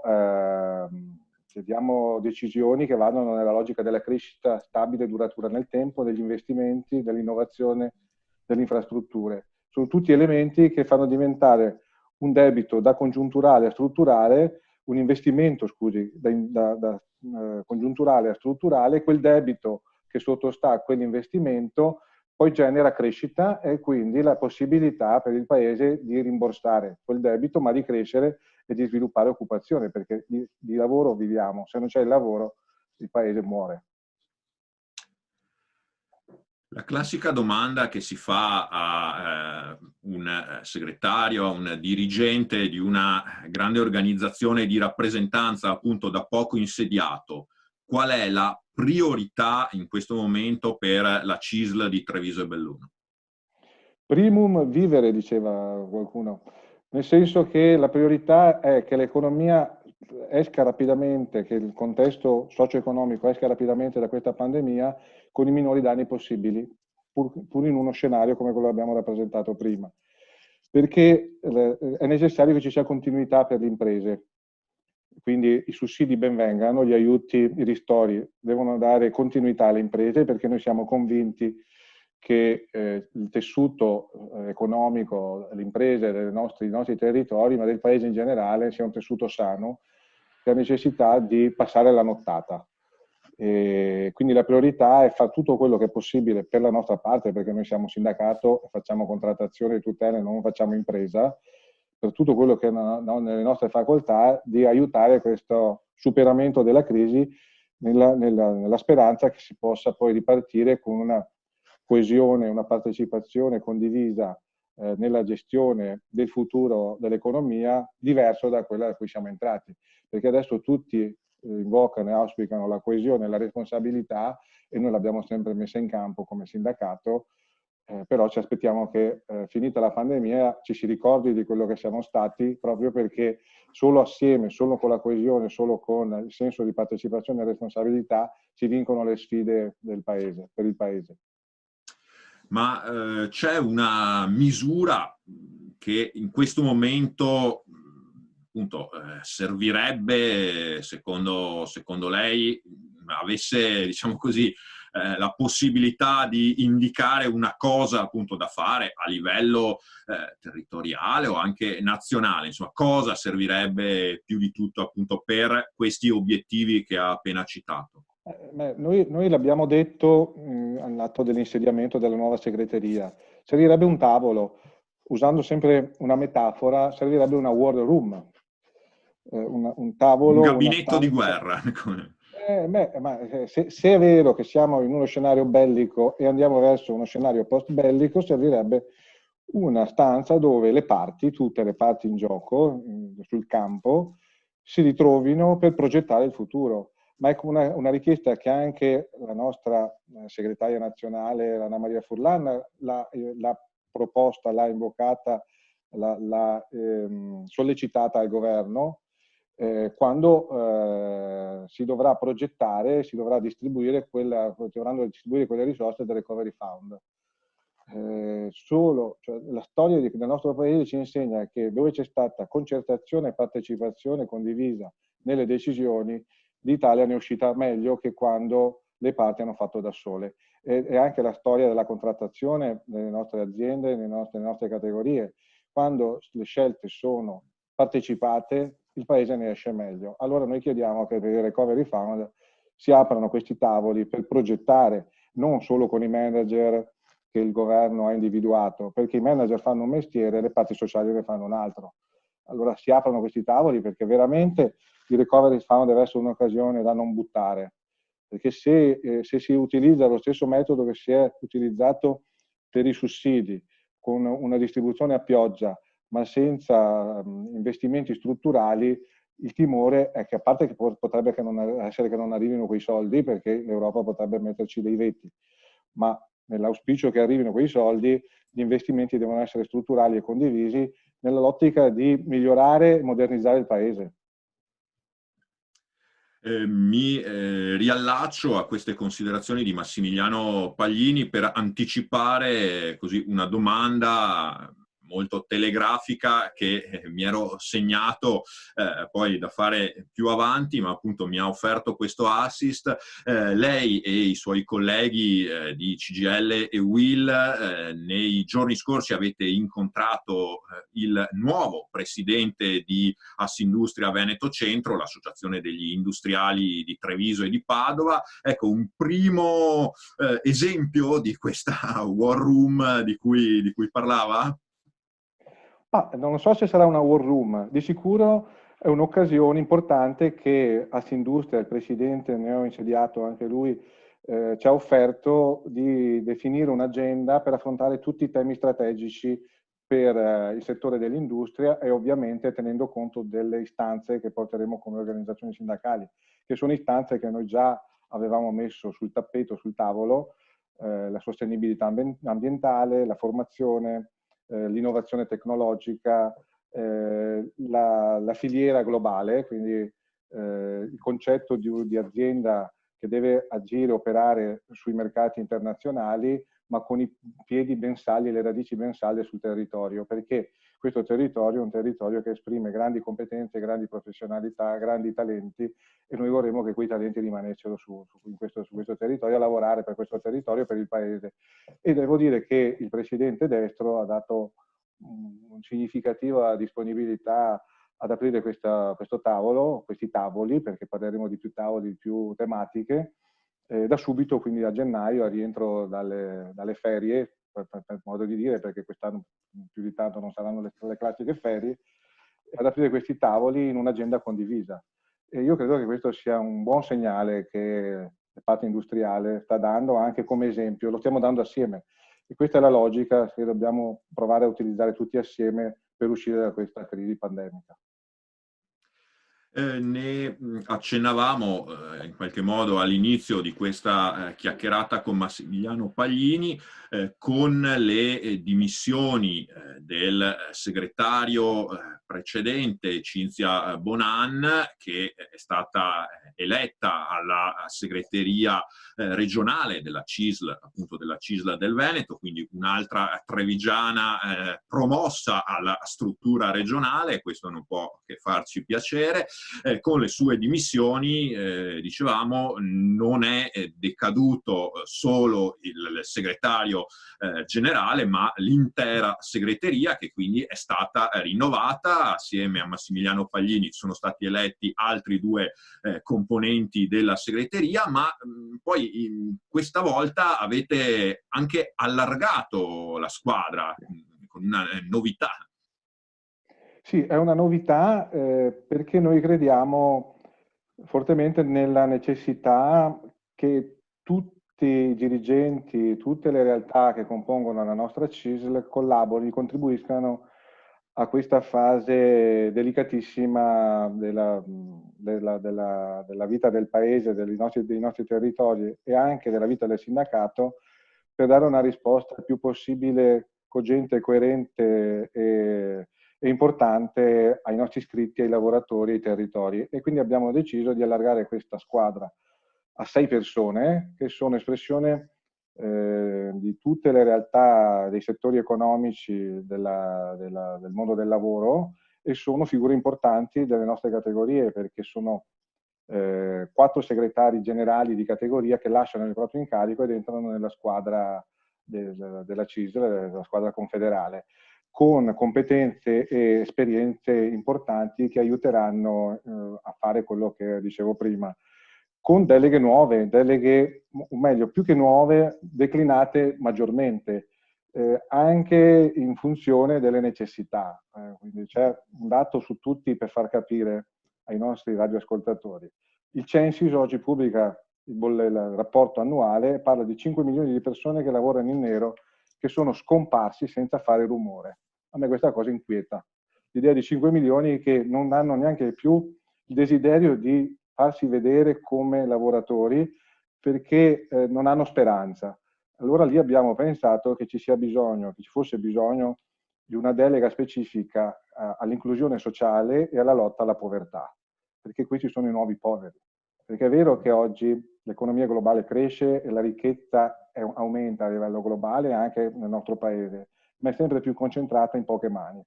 E quindi da una parte questo, dall'altra parte la necessità di presidiare la legalità e quindi una forte attenzione alla delega sulla sicurezza e la legalità, dall'altra parte il credito e la finanza, perché di là passa il riciclaggio, di là passa l'usura, di là passano tutte quelle questioni che sono legate alla criminalità che in questo momento è pronta ad azzannare le nostre economie, perché quando un'azienda è decotta, per quello che dicevo, la continuità delle imprese, perché se l'azienda è decotta, si legge quotidianamente, basta andarsi a vedere il bollettino di Libera, che dice qual è l'appeal della criminalità sulle imprese del nostro paese. E quindi c'era bisogno di presidiare anche quel settore. Da lì sono nate le deleghe, declinate meglio le deleghe, che comunque sono sempre deleghe che abbracciano tutto il mondo, lo scibile istituzionale, politico, sindacale, ma le abbiamo declinate proprio in funzione delle necessità. A proposito appunto anche di quest'ultima novità nelle deleghe, appunto quella legata alle politiche del credito, della finanza, di cui si occuperà lei stesso anche per ovvie ragioni, come dire, di competenze e di conoscenza del campo. Ecco, ma proprio per questo d'obbligo una domanda, appunto, visti anche i suoi trascorsi professionali e sindacali di cui accennavo all'inizio. Veneto Banca, ecco, il crack delle popolari venete che ha segnato profondamente la nostra società, la nostra economia trevigiana, veneta, ecco, quanto profondamente l'ha segnata e quanto soprattutto sta continuando a segnarla, secondo lei? È una vicenda drammatica che ci trascineremo per anni anche nel tessuto sociale dei nostri territori, in particolare nel nord-est, perché le due banche avevano la maggior quota di soci nel nord-est. La segna ancora perché il danno è stato enorme, solo in termini di valori assoluti di azzeramento del valore delle azioni che erano risparmi dei pensionati, dei lavoratori, ci avevano messo il TFR, il proprio TFR, il danno è di 10 miliardi circa, 10 miliardi che sono stati azzerati e che non saranno risorse da investire sul territorio per magari la sistemazione dell'abitazione, per l'acquisto di un elettrodomestico, per le necessità familiari. Fosse solo quello, poi c'è tutta la parte delle imprese, le baciate, cioè è veramente una storia drammatica che ha segnato profondamente i nostri territori. E purtroppo devo dire che anche la politica ha contribuito a che si completasse questo dramma, perché le risposte sono arrivate alla fine tardi e non hanno consentito di recuperare nei tempi in cui c'era la possibilità la sopravvivenza delle due aziende, delle due banche. Ci avviamo, insomma, verso la conclusione di questa nostra conversazione con Massimiliano Paglini, segretario confederale della CISL di Belluno Treviso, insomma, ma in questo contesto purtroppo, chiaramente con tanti elementi di difficoltà di cui abbiamo parlato, c'è fortunatamente anche qualche segnale, insomma, positivo. Ci sono, innanzitutto bisogna dirlo, delle aziende che nonostante tutto vanno bene, stanno aumentando i ricavi e come sindacati voi, insomma, giustamente state anche trattando integrativi, nuova contrattazione. E poi lo accennava lei stesso, Paglini, en passant all'inizio, insomma è proprio di queste ore la notizia di una probabile, se le cose insomma andranno come tutti speriamo, riapertura, ripartenza dei voli allo scalo Canova di Treviso, all'aeroporto di Treviso, non solo, anche con appunto nuovi voli, perché lo scalo è destinato a diventare una base di Ryanair, quindi ad ospitare in pianta stabile gli aerei di Ryanair. Ecco, una notizia positiva. Assolutamente sì, come diceva lei, ci sono aziende che hanno incrementato in questa fase di pandemia la produzione e i ricavi, DeLonghi, Electrolux, ma anche l'occhialeria nel Bellunese comunque ha retto l'impatto, quindi vuol dire che il tessuto è sano, come dicevo in apertura. Quindi l'auspicio è che ci prosegua e che ci sia un aggancio a quella ripresa. Dall'altra parte il segnale della decisione della Ryanair con la SAVE di stabilire la 15ª base Ryanair in Italia presso l'aeroporto Canova a partire da marzo del prossimo anno è un segnale sicuramente positivo di una volontà di investire sul territorio. che non è un investimento secondo me a perdere, perché se è stata fatta questa scelta sanno benissimo gli investitori il valore di questo territorio e le prospettive. Avremo le Olimpiadi sul Bellunese, ci sono importanti appuntamenti e importanti aziende, come dicevamo prima, e quindi questa è una buona notizia. Quello che noi chiediamo è che ci sia un rispetto di questi impegni e delle tempistiche, perché il tributo che hanno pagato i 500 lavoratori collegati all'attività aeroportuale da una parte, ma i 2000 operatori dell'indotto è stato finora altissimo e lo sarà ancora per i prossimi mesi, ma lo è altissimo anche tutto l'indotto dell'ospitalità, di tutta dei bed and breakfast, di tutto quel mondo del terziario che dicevo prima, che assieme a queste realtà ha pagato un tributo altissimo, sta pagando un tributo altissimo. Quindi segnale positivo, quindi anche l'impegno dell'amministrazione comunale di Treviso, che si è spesa direttamente anche attraverso il sindaco Conte rispetto a questa volontà di arrivare a una soluzione positiva, va apprezzato. Ci saranno anche degli interventi da fare, perché non ci dimentichiamo che c'erano delle problematiche nell'aeroscalo legate alla sicurezza, legate all'impatto ambientale, e quindi è un'opportunità anche questa per mettere a posto tutta quella parte lì, in modo tale che l'hub di Treviso sia un hub a servizio di tutto il nord-est, ma in particolare di Belluno Treviso e del Veneto, ma un hub importante per i viaggi low cost, che poi aumenteranno il turismo, favoriranno il turismo, che era un elemento diventato sempre più strategico nell'economia del territorio. Ultime due domande, questioni, considerazioni flash, appunto, che chiedo a Massimiliano Paglini. Una è a proposito, insomma, diciamo, di aziende che stanno andando bene, anzi ce ne sono alcune che prosperano anche in questa pandemia. Questa non è propriamente trevigiana, anzi è un gruppo globale, uno dei più grandi al mondo, ma ha annunciato di voler investire anche nella nostra zona. Parlo di Amazon. Chiaramente sappiamo che in questa, con il blocco degli spostamenti, insomma, l'e-commerce è aumentato a dismisura anche in Italia, anche nel nostro territorio. Mi sono appuntato due numeri che fanno impressione. Insomma, Amazon nel terzo trimestre 2020 ha fatto utili per 6,3 miliardi di dollari. Appunto in un trimestre, il triplo del 2019, e da gennaio a ottobre ha assunto nel mondo 427.300 nuovi addetti.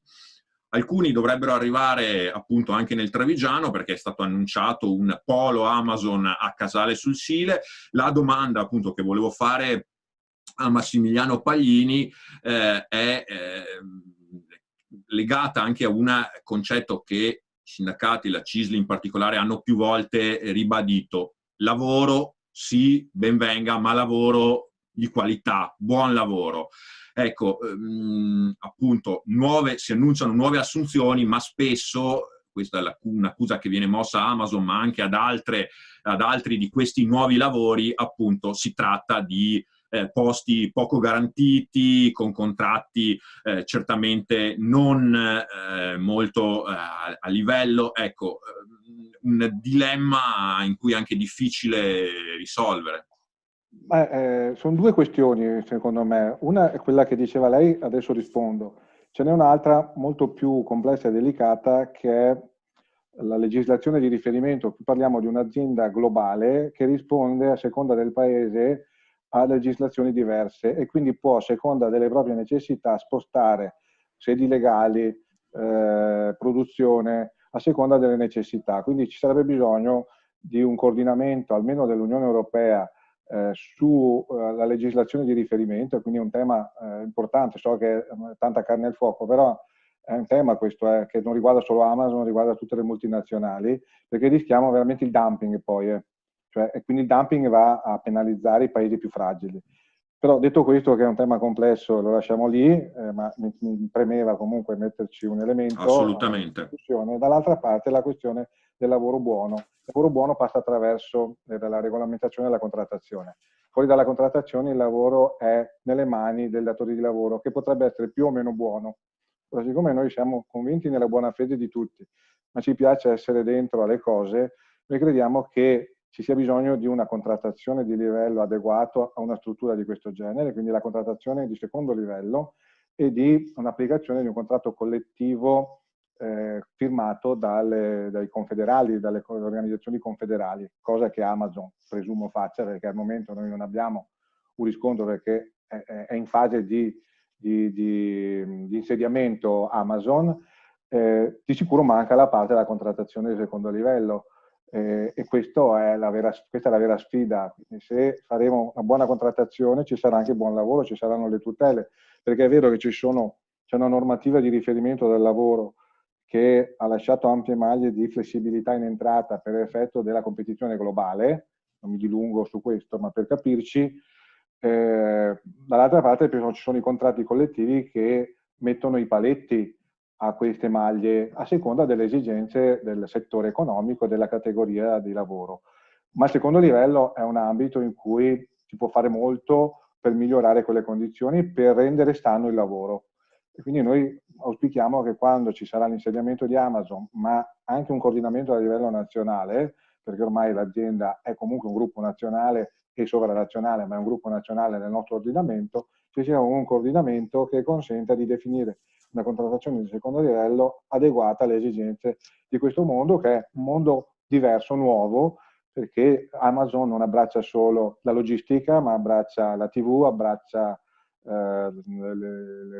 finanziamenti, abbraccia addirittura supporto psicologico, cioè è un'azienda globale totale, cioè un'attività totale, totalizzante, quindi è un ambito quasi sconosciuto, semisconosciuto per noi, e quindi ci sarà bisogno di un presidio forte. E a proposito di ambiti sconosciuti e di grande attualità, davvero come conclusione, un altro fenomeno che in questi mesi ha avuto grandissimo sviluppo, lo smart working.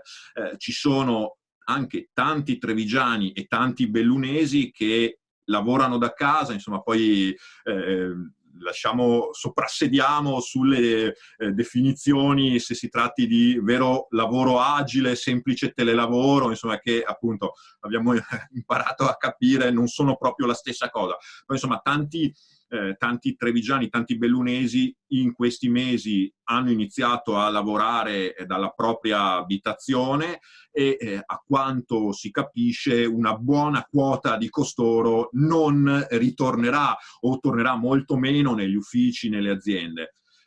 Come valuta la cosa? Allora, ovviamente era uno stato di necessità lo smart working, che poi di smart, come diceva lei, ha poco. È più un telelavoro che uno smart working, perché il concetto è molto diverso, ma era uno stato di necessità. Ora, il rischio che noi corriamo è che da una necessità si passi a una virtù, forse, o meglio a una continuità.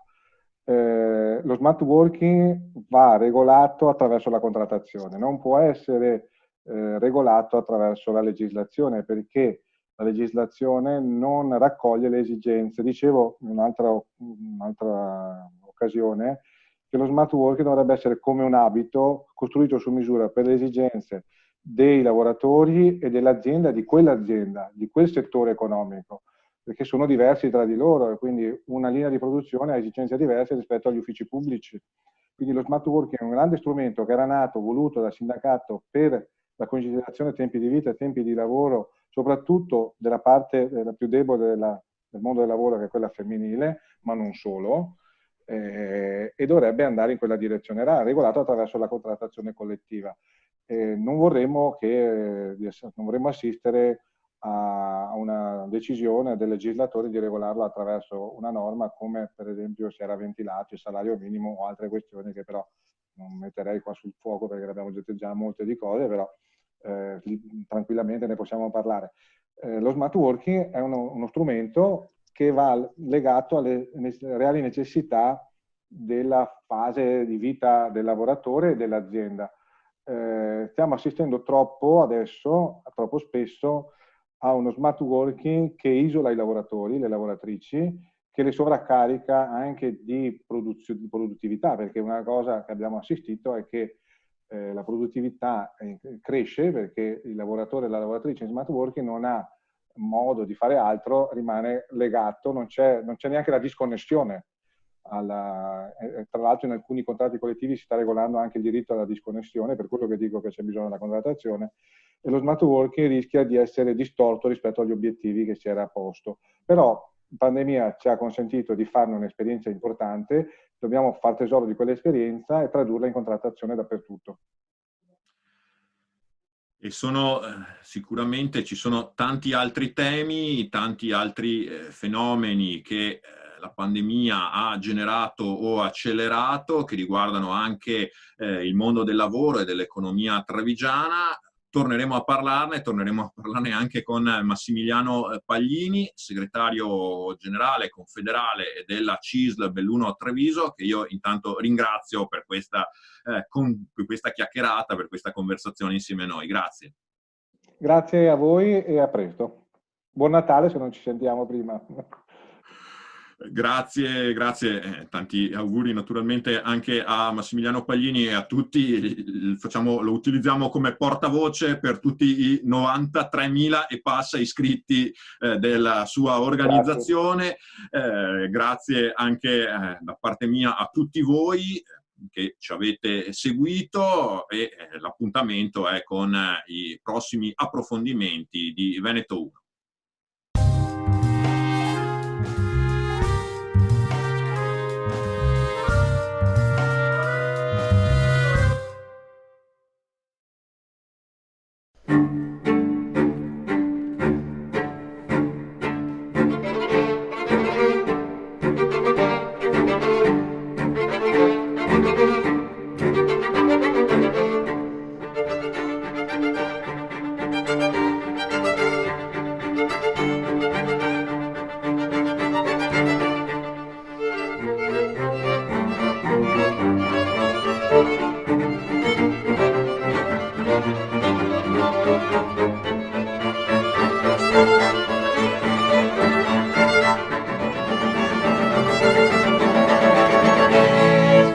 Siamo nel pieno del centenario della Grande Guerra, della Prima Guerra Mondiale, con quegli avvenimenti che un secolo fa coinvolsero proprio il nostro territorio, l'attuale provincia di Treviso, il Veneto, la disfatta di Caporetto, la battaglia di Arresto sul Piave, i combattimenti sul Monte Grappa, sul Montello e poi la controffensiva vittoriosa. I sacrifici dei soldati nelle trincee, ma anche le sofferenze della popolazione civile nell'Alta Marca occupata nel 1917 dagli austro-ungarici e nei paesi del resto della provincia diventati prima retrovia del fronte. Vogliamo raccontarvi questa pagina di storia, le sue conseguenze, attraverso il racconto di una delle prime e più importanti, più prestigiose strutture espositive dedicate a questi eventi, il Polo Museale della Grande Guerra di Vittorio Veneto. Un racconto in 10 speciali che seguirà anche un progetto che il Polo Museale sta portando avanti con alcune giovani ricercatrici, alcune giovani volontarie nell'ambito del servizio civile nazionale. E ad illustrarci proprio questo progetto abbiamo con noi la direttrice del Museo della Battaglia di Vittorio Veneto, l'architetto Maria Cristina Scaletta. Buongiorno. Buongiorno. Allora, direttrice, abbiamo detto un progetto che unisce il Polo Museale della Grande Guerra di Vittorio Veneto ai giovani. Certo, è stato un po' un tentativo vittorioso, per fortuna. Siamo stati classificati 12esimi nella regione del Veneto per un progetto culturale legato al servizio civile nazionale. Il bando è partito nel 2015 con la collaborazione della cooperativa Insieme si può e ovviamente l'ufficio del comune di Vittorio Veneto, con l'assessore Barbara Denardi come capofila di questo progetto, per costruire un progetto legato al polo culturale, al polo museale della Grande Guerra di Vittorio Veneto, che comprende non solo il territorio ma soprattutto le due grandi sedi museali del Museo della Battaglia di Vittorio Veneto e un meno noto ma straordinario edificio, Palazzo Minucci De Carlo, che è una fondazione museale dove ci sono contenute non solo opere d'arte ma anche i ricordi di un eroe della Grande Guerra, una medaglia d'oro al valor militare di cui sentiremo parlare. Questo progetto è stato inviato per la classificazione al Servizio Civile Nazionale, appunto si è classificato 12esimo nella regione del Veneto e noi avevamo previsto la possibilità di avere al nostro servizio per un anno 3 volontari del servizio civile che sono stati selezionati, e abbiamo avuto veramente la fortuna di trovare 3 persone di grandissima volontà e qualità che stanno lavorando all'interno del museo con diverse tematiche, perché una parte è quella legata alla promozione del museo e la sua valorizzazione del polo museale attraverso la partnership appunto sia con la Fondazione Minucci sia con Radio Veneto 1, che ci dà gli spazi e ci concede la possibilità di promuovere il progetto. Poi c'è dietro le quinte in qualche modo anche un lavoro molto interessante e importante di catalogazione del ricchissimo patrimonio documentale e fotografico e testimoniale che è custodito all'interno del Museo della Battaglia e anche all'interno di Palazzo Minucci.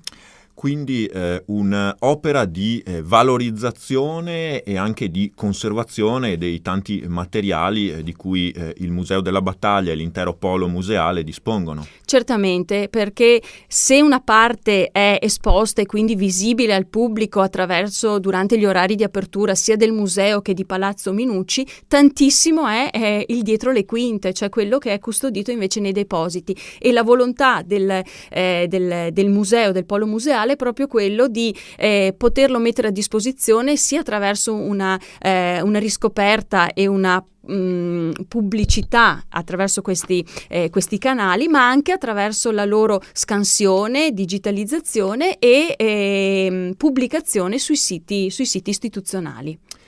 Tra l'altro sono 3 ragazze, 3 giovani laureate, sono state selezionate per questo progetto, e quindi poi anche una esperienza formativa per loro legata ai loro studi, al loro curriculum di studi. Esattamente, ovviamente nel bando avevamo messo delle caratteristiche formative che dovevano avere le persone selezionate, perché è un tipo di prodotto abbastanza specifico e particolare, e sono state selezionate queste 3 dottoresse, ciascuna in un ambito comunque legato sia al tema della conservazione dei beni culturali che della promozione turistica, quindi sono lauree specifiche di queste 3 dottoresse, sono la dottoressa Marta Covre, la dottoressa Martina Dorigo e la dottoressa Francesca Daros, che all'interno del museo, con un orario 30 ore settimanali di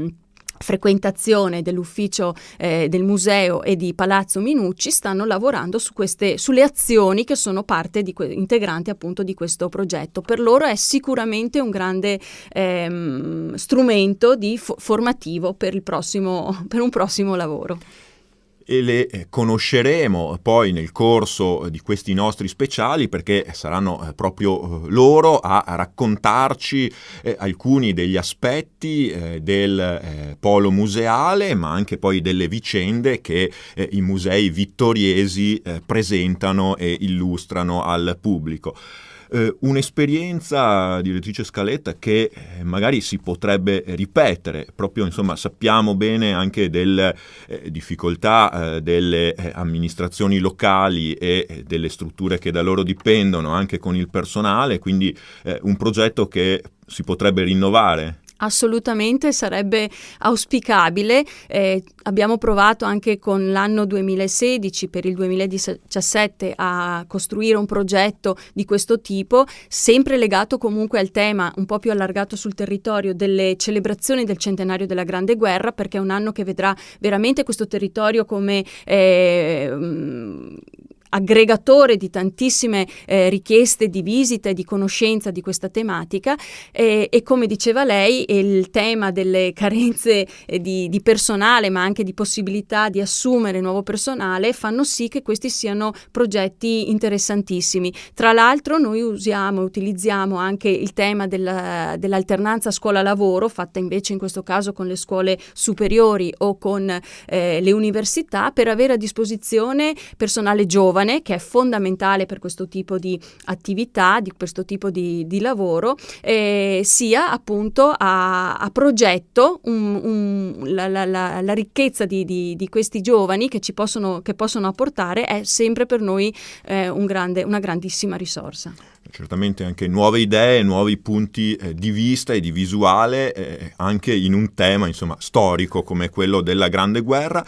Peraltro il Museo della Battaglia e il Polo Museale della Grande Guerra di Vittorio Veneto hanno svariate iniziative proprio legate al centenario. Insomma, questo non è l'unico progetto naturalmente che avete in cantiere. No, abbiamo fin da subito, dalla riapertura del museo, sentirete appunto che ha subito un importante intervento di restauro.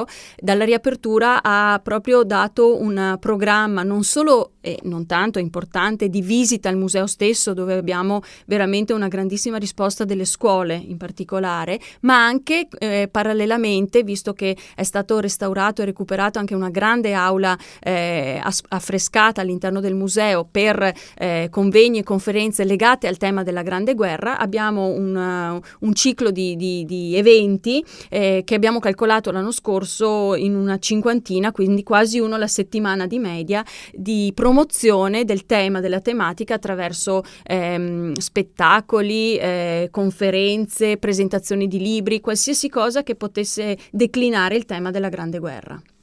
E allora andiamo a conoscere un po' meglio, un po' più di dentro, il Polo Museale della Grande Guerra di Vittorio Veneto e le sue ricchezze. Grazie intanto alla direttrice del Museo della Battaglia di Vittorio Veneto, l'architetto Maria Cristina Scaletta. Grazie.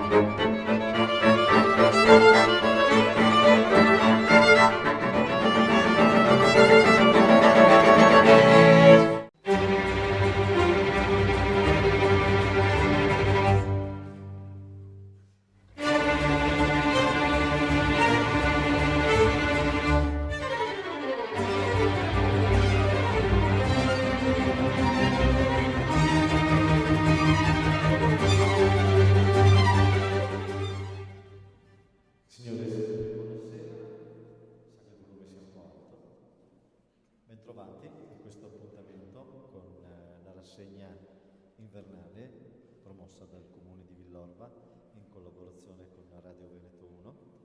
Questa sera abbiamo un magnifico duo, per certi versi molto strano, sax e pianoforte. Ma prima di presentare le artiste, io direi sarebbe il caso di dare la parola all'assessore alla cultura del Comune di Villorba,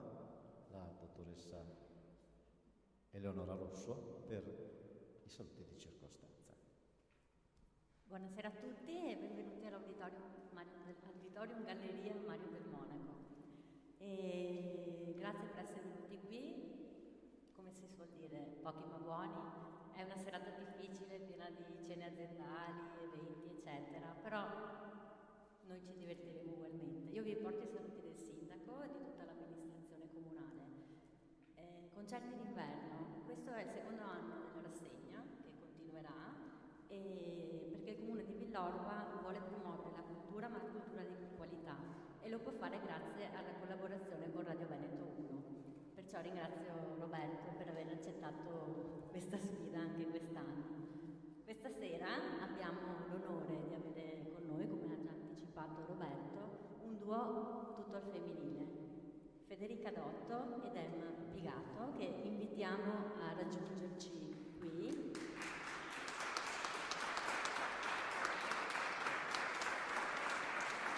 Buonasera.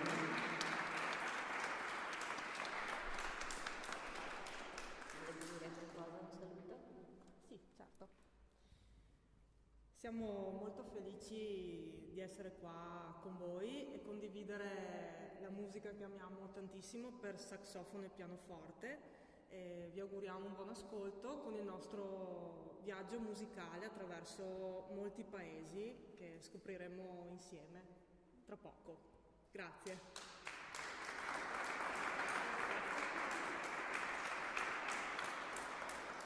Bene, adesso passo la parola a Roberto Ghizzo. Giusto per dire due parole di queste due carinissime ragazze, il duo Nuevo Dialogo è nato dalla volontà e dalla passione delle stesse componenti, principalmente verso la musica classica.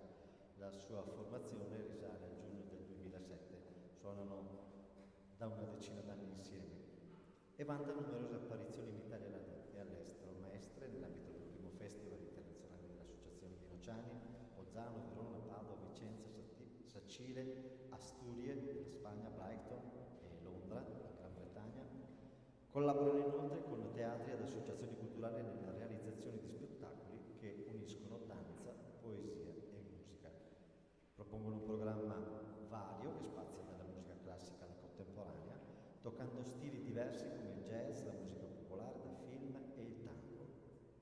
Risultano vincitrici del concorso nazionale di musica Città Piove di Sacco nel 2013 e si sono classificate al terzo posto al concorso internazionale di Alessandria Carlo Mosso per la categoria di musica da camera dell'anno 2009.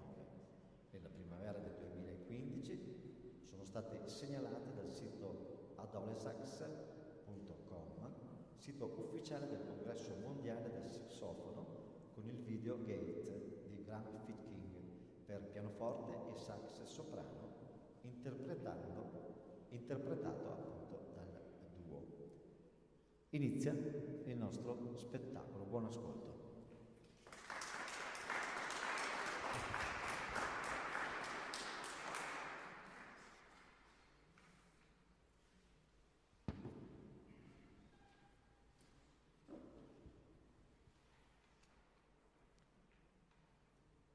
Nel giorno della sua nascita ero in montagna. Quando aveva 6 mesi ero in prigione. Quando tornai a casa mi aveva dimenticato. E quando ebbe 3 anni ci incontrammo tra le baionette.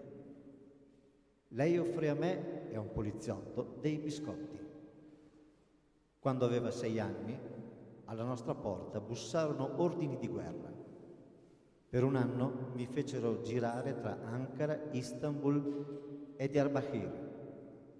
Quando venne a trovarmi in carcere, si arrabbiò con me, ma perché non tornavo a casa.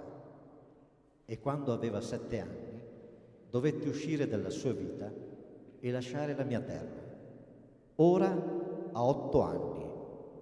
Non conosce la ragione per cui l'ho lasciata, conosce la sofferenza e tutto quel che è avvenuto. Per lei ha il suono di un giocattolo infranto.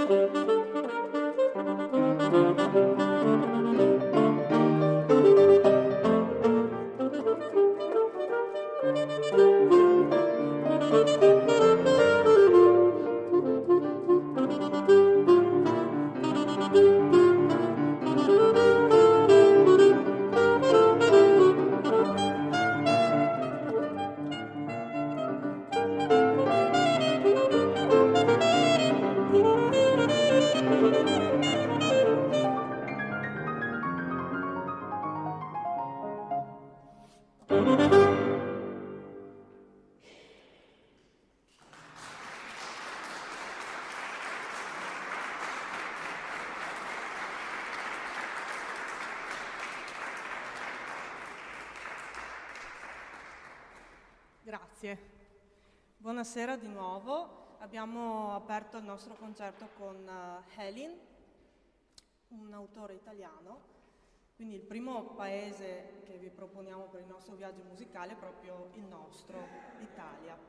Helin è una composizione di Daniele Salvatore, che è appunto un compositore, un flautista italiano. Si è ispirato a questa bellissima poesia di Kemal Purkey, un intellettuale turco nato nel 1935. Proseguiamo con un brano molto famoso che non avrebbe bisogno di alcuna presentazione, però, visto che l'ho scritta, vorrei raccontarvela. Gabriel Sobue è tratto dal film The Mission, colonna sonora di Ennio Morricone. Perché questo titolo? In realtà il protagonista del film, appunto padre Gabriel, questo missionario gesuita, con il suo oboe, da qui il titolo Gabriel Sobue, vuole cercare di farsi amici i selvaggi, le tribù dei selvaggi indios. A voi Gabriel Sobue, buon ascolto.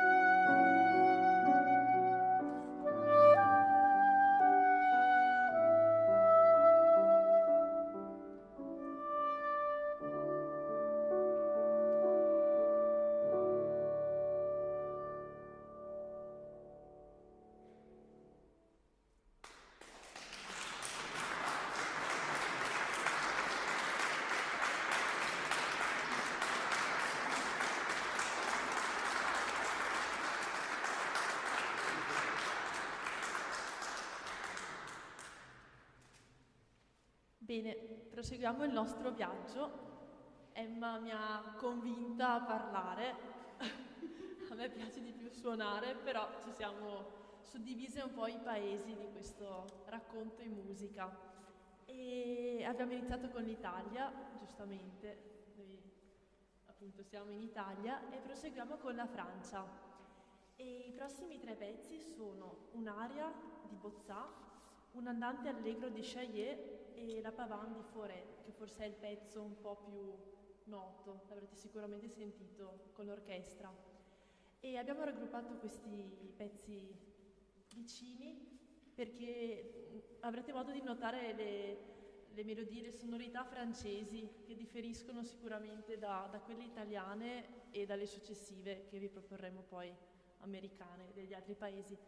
Quindi si tratta di melodie molto, lo sentirete, suonano subito molto familiari e qualche nozione sui compositori, entrambi hanno una scrittura tonale, hanno un gusto particolare per la melodia, lo sentirete. Mentre Fauré è un compositore, organista francese e niente, è conosciuto per avere utilizzato delle armonie molto, molto orecchiabili, molto, molto piacevoli all'ascolto. Buon ascolto.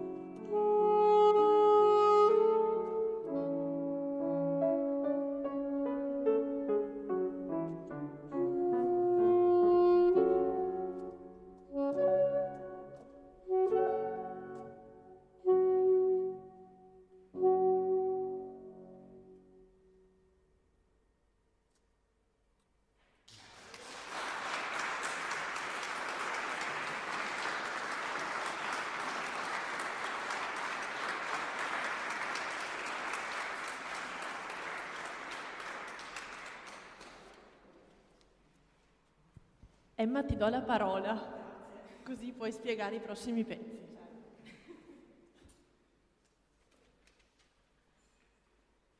Grazie. Allora, sì, ce l'ho. Come vedete, ogni tanto mi nascondo dietro il pianoforte, ma in realtà è per cambiare tipo di sassofono. Questo è un sassofono soprano, attraverso il quale interpreteremo noi del Duo Nuevo Dialogo una composizione di Pedro Iturralde, un compositore spagnolo, però in realtà ha scritto una suite ellenica. Quindi il nostro viaggio procede verso la Grecia. Pedro Iturralde è stato un sassofonista spagnolo, compositore e docente al Reale Conservatorio Superiore di Musica di Madrid. Una persona importante per il mio strumento, perché ha scritto tra il repertorio più conosciuto e più suonato. Addirittura il brano che tra poco suoneremo per voi è stato revisionato in altre versioni per quartetto di sax e anche in versioni orchestrali. La suite ellenica propone alcune danze stilizzate tipiche della Grecia, mischiate addirittura al jazz, genere caro a Pedro Iturralde. È in 4 movimenti. Buon ascolto.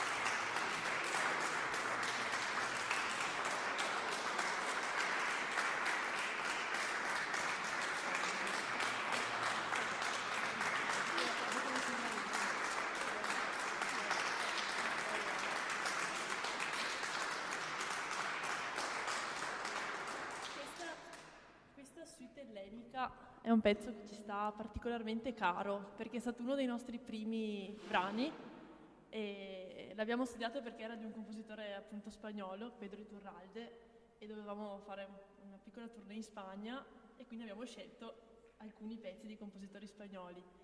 Il caso ha voluto che l'anno successivo abbiamo suonato per una coppia greca, per cui abbiamo riproposto questa suite ellenica ed è diventata un po' parte, diciamo, del nostro duo.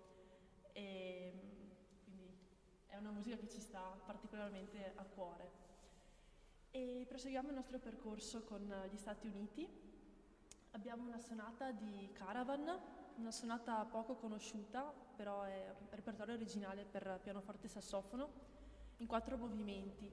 Sentirete che si alternano appunto i movimenti della sonata, quindi ci sono 2 parti molto lente, molto meditative e 2 parti allegre, vivaci, con un tema brillante. E seguirà poi il tema famosissimo di Tonight dal musical West Side Story di Leonard Bernstein, che è molto noto, e poi vi saluteremo con l'ultima parte del concerto. Buon ascolto.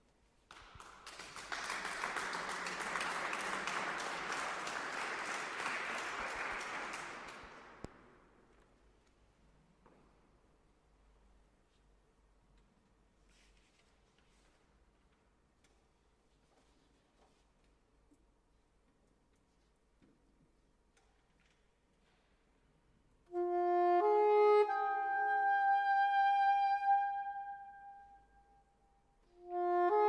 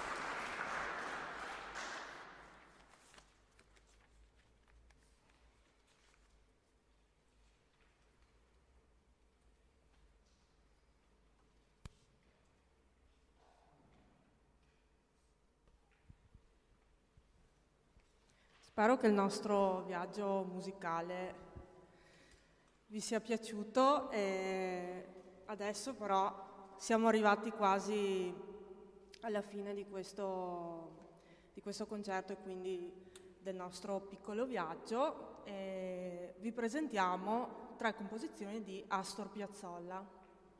Chi non lo conosce Astor Piazzolla? Quando si dice Piazzolla già si pensa al tango. In realtà Piazzolla inventò una nuova tipologia di tango.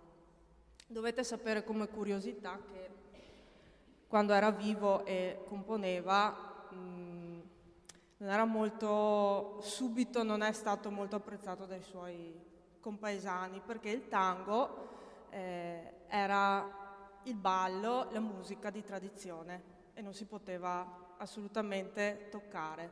Piazzolla l'ha fatto e ci ha regalato moltissime composizioni meravigliose di tango e addirittura si studiano anche nei corsi accademici e all'interno del conservatorio.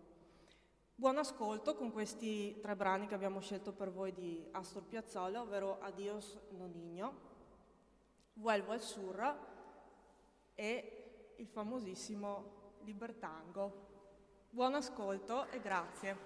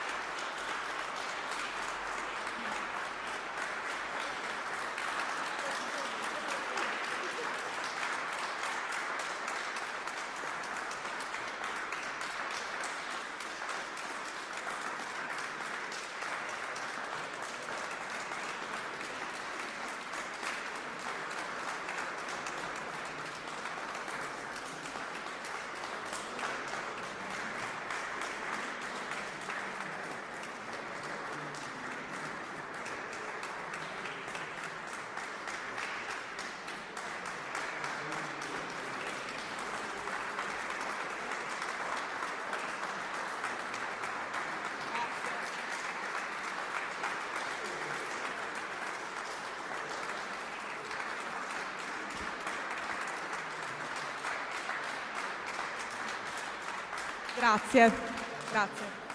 Forse volete un bis? Forse. Allora, un piccolo bis, perché noi siamo arrivati in Argentina, però dobbiamo tornare a casa in Italia, giustamente. Quindi per voi un piccolo brano arrangiato da noi di Remo Vinciguerra. Porta d'Oriente, però in Italia. È sempre italiano. Il nome della composizione non c'entra con... Utilizziamo una scala orientale. Pentatonica. Come dice il titolo. Sì, è un pezzo composto da un compositore italiano, però quando si vuole suonare qualcosa, diciamo, di orientale, un po' cinese, basta usare i tasti neri del pianoforte. E si costruisce la cosiddetta scala pentatonica, ovvero una scala di 5 suoni.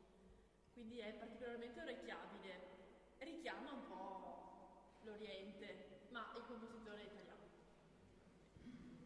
Grazie e buon ascolto con il nostro ultimo brano. Grazie.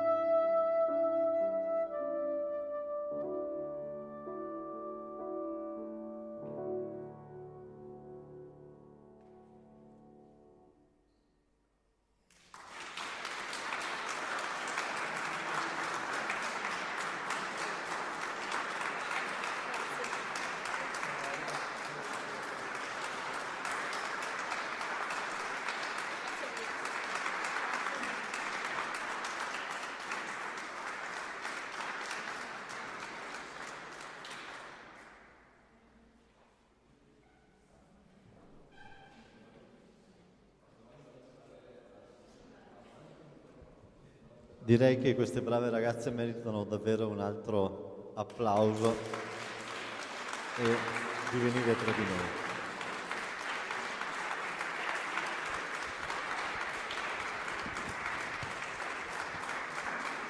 Emma Nicole Pigato e Federica Dotto.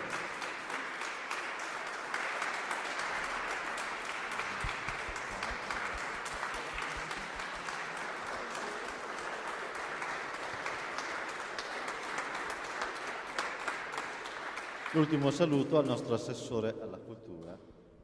Sì, io ve l'avevo detto prima, avevo precisato che il Comune di Villorba promuove la cultura di qualità e anche questa sera abbiamo avuto la prova, quindi grazie a Federica ed Emma, veramente bravissime, grazie ancora.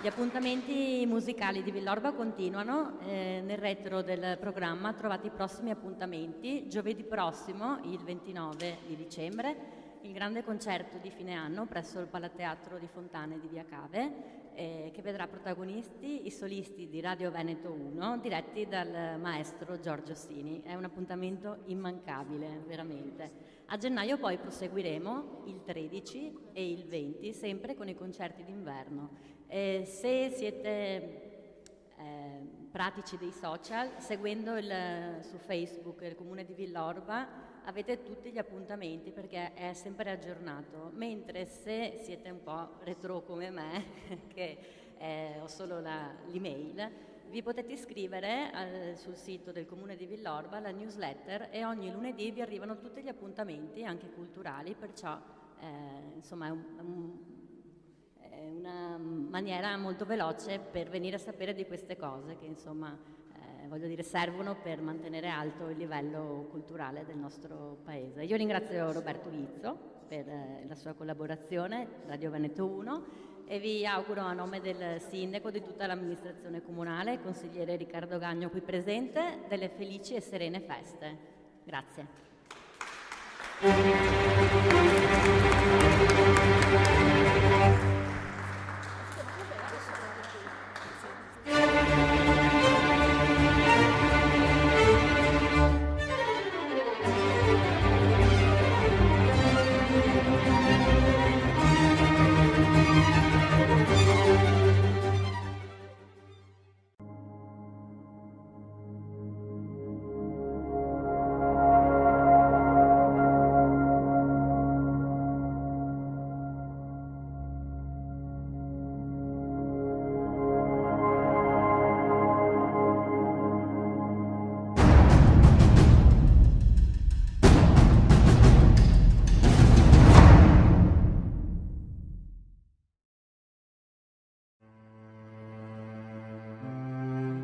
Dopo il 1866 iniziò la diaspora della gente veneta verso i continenti d'oltreoceano. Ma chi e cosa cagionò la fuga dalla terra tanto amata? L'unitarismo italico si rivelò il paradiso del burocrate di Stato, a discapito della gente comune. Scrissero sull'Arena di Verona: il governo italiano, a confronto dell'Austria, ha 3 volte tanto di regolamenti, 3 volte tanto di personale di pubblica sicurezza, di carabinieri. C'è anche una dichiarazione di Rustov, Wilhelm Rustov, che era un prussiano, però aveva indossato la camicia rossa con Garibaldi. E quando gli hanno chiesto un commento su Custoza, dà una spiegazione che in qualche modo interessa anche l'Italia. La dichiarazione è precisamente questa: l'amministrazione non è il forte dell'esercito e non è il forte dell'Italia. Enorme, lui sottolinea, è il numero delle persone assunte, ma la quantità non si traduce in efficienza. Ora, questo 1866 chissà se vale anche oggi. In Italia, nota ancora Rustov, è gigantesca la quantità di persone che desiderano campare a spese dello Stato, ma senza restituirgli i servigi per cui percepiscono uno stipendio. L'amministrazione militare e sociale cade facilmente nella confusione e nel disordine. Cambiato qualcosa?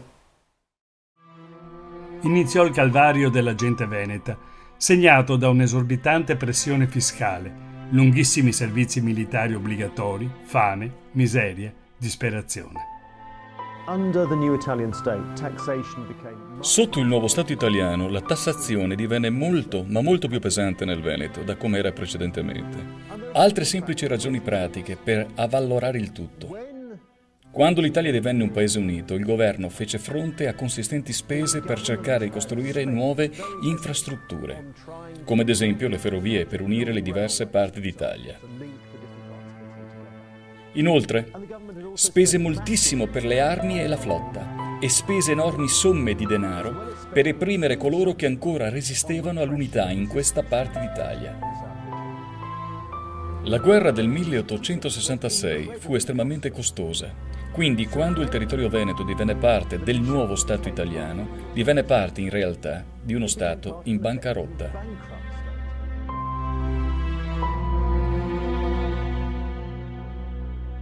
Subito dopo l'annessione, ecco il manifestarsi di episodi di dissenso nei confronti del nuovo regime, che comporta una grave crisi sociale dovuto all'inizio subito di un fortissimo aumento della tassazione, dello spirito anticattolico che il nuovo governo mette subito in campo, tanto è vero che avviene questo fenomeno, duplice fenomeno. Da un lato la popolazione veronese diserta, non partecipa assolutamente alle più importanti feste, diciamo così, che il nuovo Stato introduce, come quella del 2 giugno, che è la festa dello Statuto Albertino. A Verona e nei paesi dove viene celebrata la festa viene completamente disertata dalla popolazione e dall'altro lato per reazione invece si partecipa in massa alle processioni cattoliche che caratterizzavano la vita, diciamo così, cultuale dei cittadini. Ad esempio la più importante è quella del Corpus Domini. La reazione da parte dei sabaudi è nel cercare di limitare il più possibile queste processioni, che ovviamente comprendono essere motivo di dissenso, addirittura sopprimendone alcune, sfruttando anche i pretesti più così inventivi come quello della diffusione del colera, per impedire la diffusione del colera, o addirittura sopprimendole d'ufficio, come una delle più importanti a Verona, che era la processione dedicata al copatrono San Pietro Martire. I fatti sono documentati da Federico Buzzini nella Battaglia del Corpus Domini. È il 20 giugno 1867, quando i borghesi di fede liberale, ex garibaldini e gruppi di massoni, tentano di bloccare la processione religiosa di Verona e poi l'assaltano, mentre prefetto, questore e carabinieri sono conniventi e restano inerti a guardare. Sono organizzate spedizioni punitive contro i fedeli, una carrozza a cavalli cerca di travolgere il corteo, l'ufficiante è scaraventato a terra, si spara sulla folla lasciando sul terreno parecchi morti e feriti, mentre altri facinorosi rovesciano da alcune finestre acqua e pece bollente. Si scatena la guerriglia urbana, i fedeli, in gran parte contadini veneti e cattolici, malmenano gli aggressori con le aste processionali. Per tutto il 1867 la campagna veronese è contraddistinta da una serie di insorgenze nei confronti, diciamo così, della nuova elite filosabauda. Quasi tutti i paesi più importanti del centro, della bassa pianura, Terrazzo, San Giovanni Lupatotto, Cerea, sono contraddistinte da questi atturpamenti di contadini, i quali vogliono, spesso al grido di viva l'Austria, viva la religione, abbasso i luterani, vogliono in qualche modo recuperare, diciamo così, una situazione che ormai però purtroppo è perduta. Gli austriaci dimostrarono di possedere un forte senso di buon governo, di diritti individuali e cercarono di nutrire l'economia a beneficio della popolazione. L'idea di uno Stato veneto trattato alla stregua di una mucca da mungere per essere intensamente sfruttata è un'idea completamente sbagliata, cioè è vero per Napoleone, ma non lo può essere per quanto concerne gli Asburgo. Non era il metodo utilizzato dagli austriaci. Non tenevano questo comportamento in nessuna parte del loro impero. Nel periodo post-unitario, il nostro contado compone varie filastrocche che denigravano l'Italia, l'occupante italiano e i Savoia. Cosamarco comandava, se disnava e se senava. Coe cara libertà, sa disnà, no sa senà. Coe casa de Lorena, no se disna e no se sena. Viva a casa de Savoia, che ne fa patir na fame troia. Si diffuse l'endemico morbo della pellagra, un male che affliggeva la pianura padano-veneta con un'intensità mai vista. Questo flagello dei poveri pareva un contagio, ma era solo l'esito della denutrizione e della scarsità di igiene e cura personale, esiti del tracollo dell'economia agricola. Le insostenibili condizioni di vita introdotte dall'Italia Unita inflissero il peggior castigo per i veneti. Lo Stato espropriava ogni bene di chi, privato di mezzi di sostentamento, non poteva soddisfare il fisco. La soluzione italiana fu la deportazione di massa. Agenzie a carattere speculativo spalleggiate dal governo svuotavano interi paesi, sindaco e parroco in testa, per mandarne gli abitanti a popolare i continenti lontani. Furono composti versi in Veneto pieni di dolore inconsolabile per le umiliazioni subite dal popolo e di odio per il nuovo Stato, avvertito come un padrone crudele, sordo, spietato. Dalla penna del veronese Berto Barbarani scorse la poesia più vivida. Come in un quadro struggente, egli pennella l'agonia della nostra gente, stritolata dal Regno d'Italia, costretta a perdere tutto. Ecco il suo componimento, I va in Merica.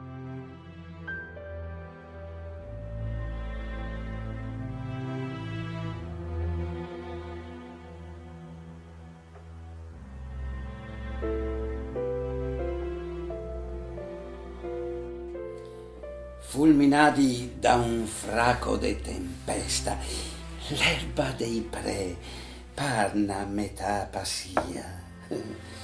Brusa le vigne dalla malattia che non lascia i vilani mai depesta. Ipotecato tutto quel che resta, col frumento che va alla carestia, ogni paese ga e a sua agonia, e le famiglie un pelagroso a testa. Crepà la vacca che la dadea il formaggio, morta la donna a partorir una fiola, protestale cambiale dal nodaro, una festa seradi in osteria. Con gran pugno battù sopra la tola, porca Italia, i biastema, andemo via!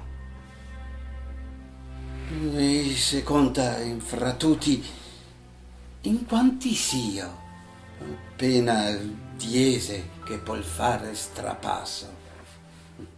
Del resto, donne coi putini in brasso, e resto veci coi puteletti a drio, ma a star qua no se magna, no, pardio. Bisognerà pur far sto gran passo. Se l'inverno e ne capita col giasso, porino altri e ne fa un desio. Drento l'ottobre carghi de fagotti, dopo aver dito mal di tutti i siori, dopo aver fusiato 3-4 gotti, coi a testa sbarlota, imbriagata, i sedadu struconi intra de ori, e tontonando i giappa sulla strada.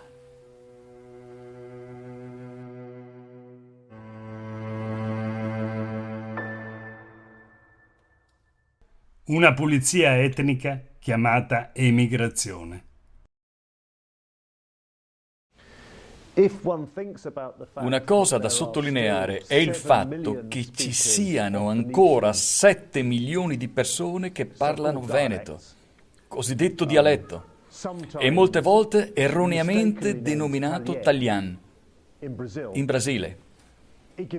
Ciò indica quanto vasto sia stato il numero di persone che lasciano questa parte d'Italia per cercare una vita nuova e migliore nel nuovo mondo. E credo che sia un fenomeno che non possiamo tralasciare, perché queste persone non lasciarono il Veneto per ricercare una brillante prospettiva di vita, ma bensì costrette a prendere questa decisione a causa dell'incredibile povertà nella quale si trovavano. E questa povertà ci porta direttamente all'unificazione.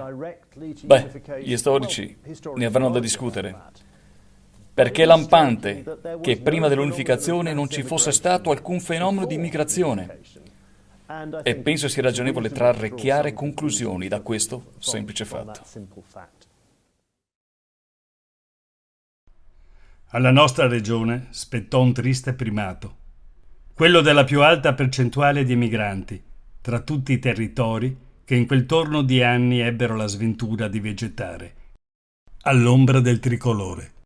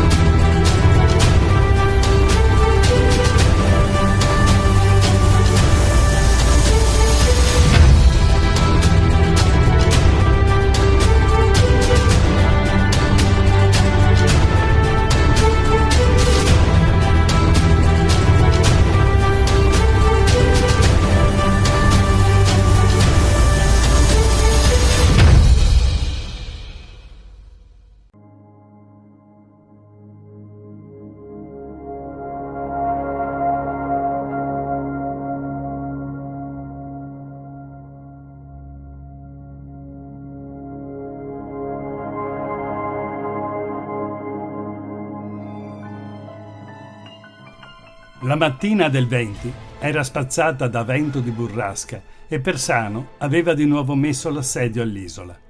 Di colpo è segnalata la flotta nemica. Le navi italiane da combattimento sono 28, di cui 12 corazzate. Il mare si ingrossa e Persano fatica a riunire la flotta.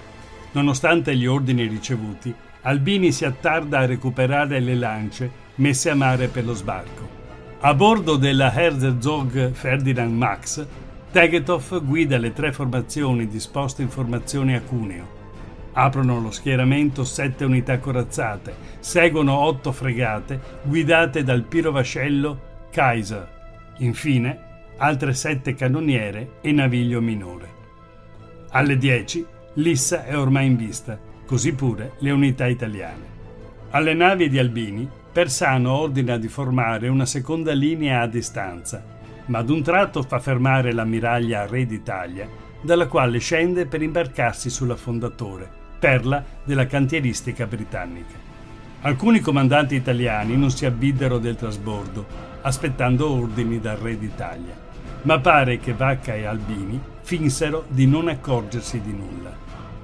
Persano sfilò davanti le unità austriache virando a destra, in modo da mettere in azione le batterie sulla fiancata sinistra. La manovra fu disordinata. Osservati i varchi nello schieramento sabaudo, la flotta austriaca si allineò e vi penetrò in mezzo. Si accesero scontri furiosi.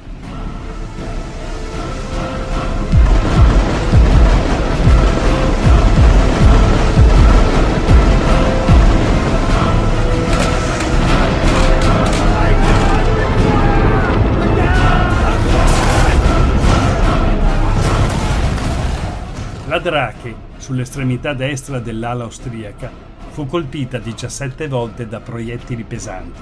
Perdette l'albero maestro e rimase quasi senza propulsione. Il comandante von Moll restò poi decapitato da un proiettile, ma il secondo in comando, Weyprecht, riportò la nave in combattimento. Sono le 11. Il contrammiraglio Vacca cerca di aggirare la squadra nemica accostando sulla sinistra per assalire le navi in legno. Così facendo, lascia le navi italiane centrali sole contro tutta la flotta austriaca. Il Re d'Italia, la Palestro e la San Martino restano circondate. Allora Persano punta con l'affondatore contro il vascello a 2 ponti Kaiser, cercando di speronarlo, visto che era privo di corazza, ma la nave austriaca lo scansa e finisce con uno scambio ravvicinato di bordate. La Re di Portogallo imita Persano sparando sulla Kaiser. Il commodoro Anton von Petz allora vira di colpo ed esegue un controsperonamento. Non avendo lo sperone, la grossa fregata Kaiser fracassa il grosso albero di Bonpresso contro il fianco della Re di Portogallo. Subito la Maria Pia assale la Kaiser in un terzo scontro a cannonate e la priva dell'albero maestro e della ciminiera. Il fumo di spari e incendi si alza denso, i 2 avversari non si vedono più e cessano i tentativi di speronamento. La nave di von Petz, in fiamme, va a rifugiarsi a Porto San Giorgio, scortata dalla sua squadra. Persano segnala alla seconda squadra di Albini di inseguirla, ma nessuno si muove. Tegethoff cerca di speronare la Palestro sulla poppa, tanto che si schianta il suo picco posteriore da cui sventola il tricolore, che è subito predato dalla nave austriaca.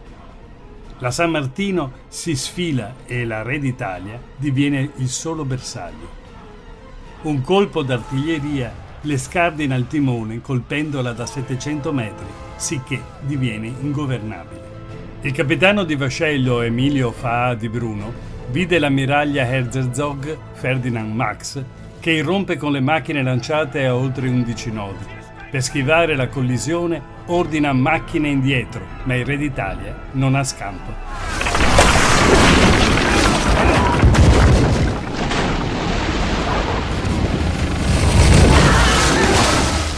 Lo sperone austriaco centra la fiancata sinistra della nave italiana, che sbanda prima a dritta per l'impatto, poi a babordo per l'arretramento della nave austriaca. L'acqua inonda l'enorme squarcio ed il Re d'Italia in breve affonda, inabissandosi con gran parte dell'equipaggio. L'unità austriaca Kaiserin Elisabeth cerca di prestare un pietoso soccorso, ma la Palestro e la San Martino la prendono a cannonate, facendola desistere. La corazzata Ancona punta contro la Herzog Ferdinand Max, ma l'ammiraglia austriaca la schiva. Le 2 fiancate si sfregano in uno stridore assordante. Poi l'Ancona si scaglia contro il ricognitore Elisabeth, ma termina la sua folle corsa addosso ad un'altra unità italiana, la Varese.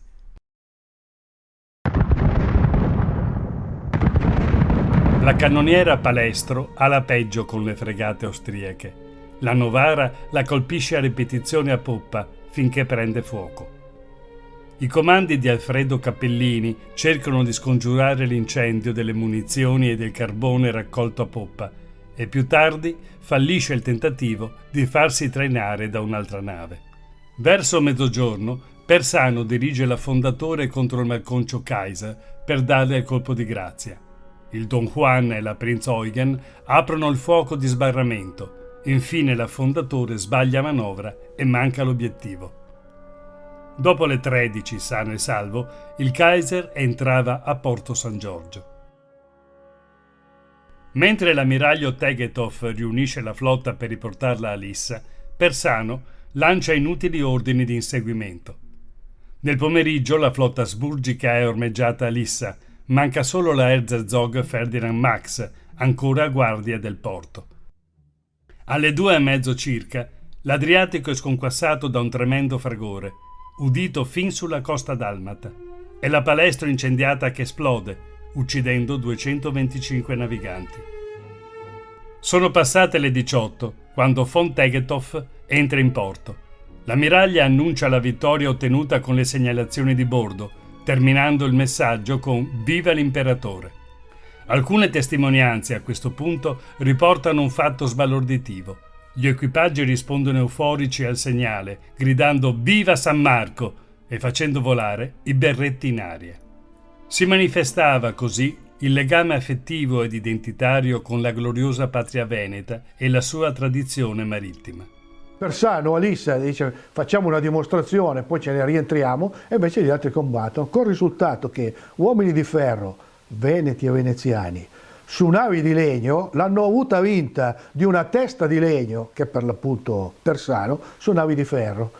E sarà lecito ricordare che tutte le volte che sparavano una cannonata, i marinai della marina austriaca urlavano Leon o San Marco, a seconda se fossero della città di Venezia o dell'entroterra, al punto tale che qualcuno dice che questa qui è stata l'ultima battaglia civile, perché erano italiani contro italiani, ma più appropriatamente bisogna dire che questa è stata l'ultima vittoria della Serenissima.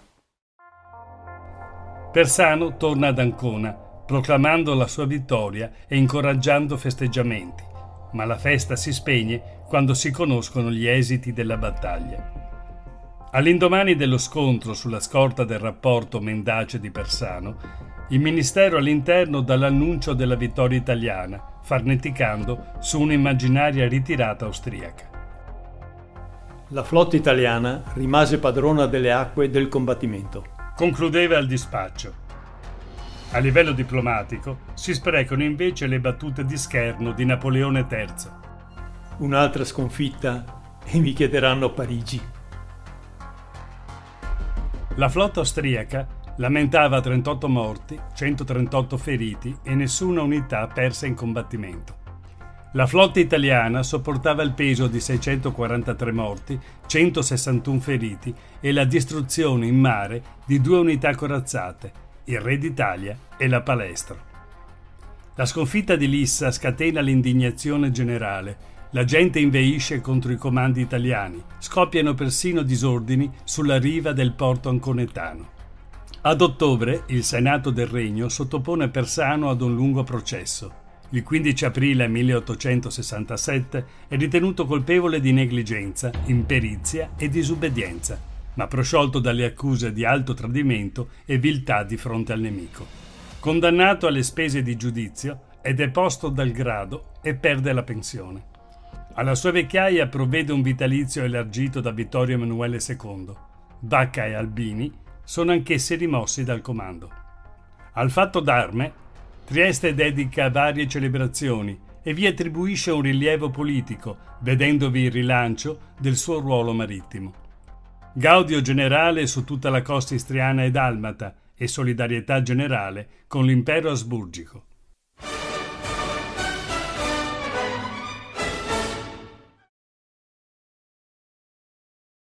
Dagli elenchi dei decorati e dei feriti emerge la composizione etnica della flotta austriaca. La provenienza prevalente è dagli ex domini della Serenissima. Un articolo del 78 di Pietro Giorgio Lombardo enumera 2 medaglie d'oro e ben 47 d'argento, concesse dall'impero ai marinai delle province di Venezia, Rovigo e Padova. Oltre alla medaglia d'oro conferita al timoniere chioggiotto Thomas Penzo, va ricordato il marinaio di Pellestrina Vincenzo Vianello, detto Gratan. Il contrammiraglio von Petz lo ha decorato con medaglia d'oro per aver afferrato il timone dalle mani del timoniere Lenaz, colpito a morte, e per aver condotto con maestria la fregata Kaiser allo speronamento della Re del Portogallo.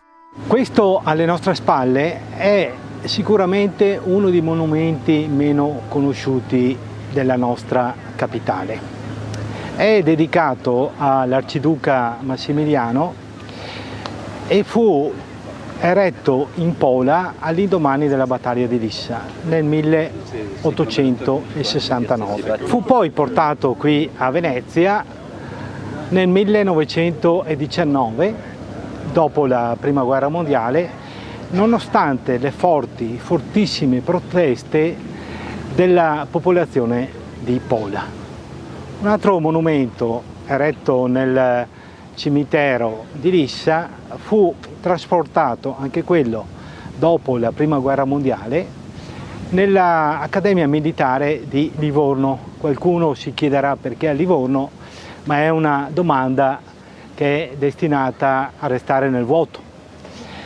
E mi è caro ricordare come un grande intellettuale veneto del secolo scorso, Guido Piovene, che citava spesso Lissa nei suoi appunti come l'ultima vittoria della Marina austro-veneta, tutte le volte che andava o per lavoro o per svago a Vienna si recava al monumento a Tegethoff e portava un mazzo di fiori proprio per omaggio a questo grandissimo ammiraglio, a questo grandissimo condottiero.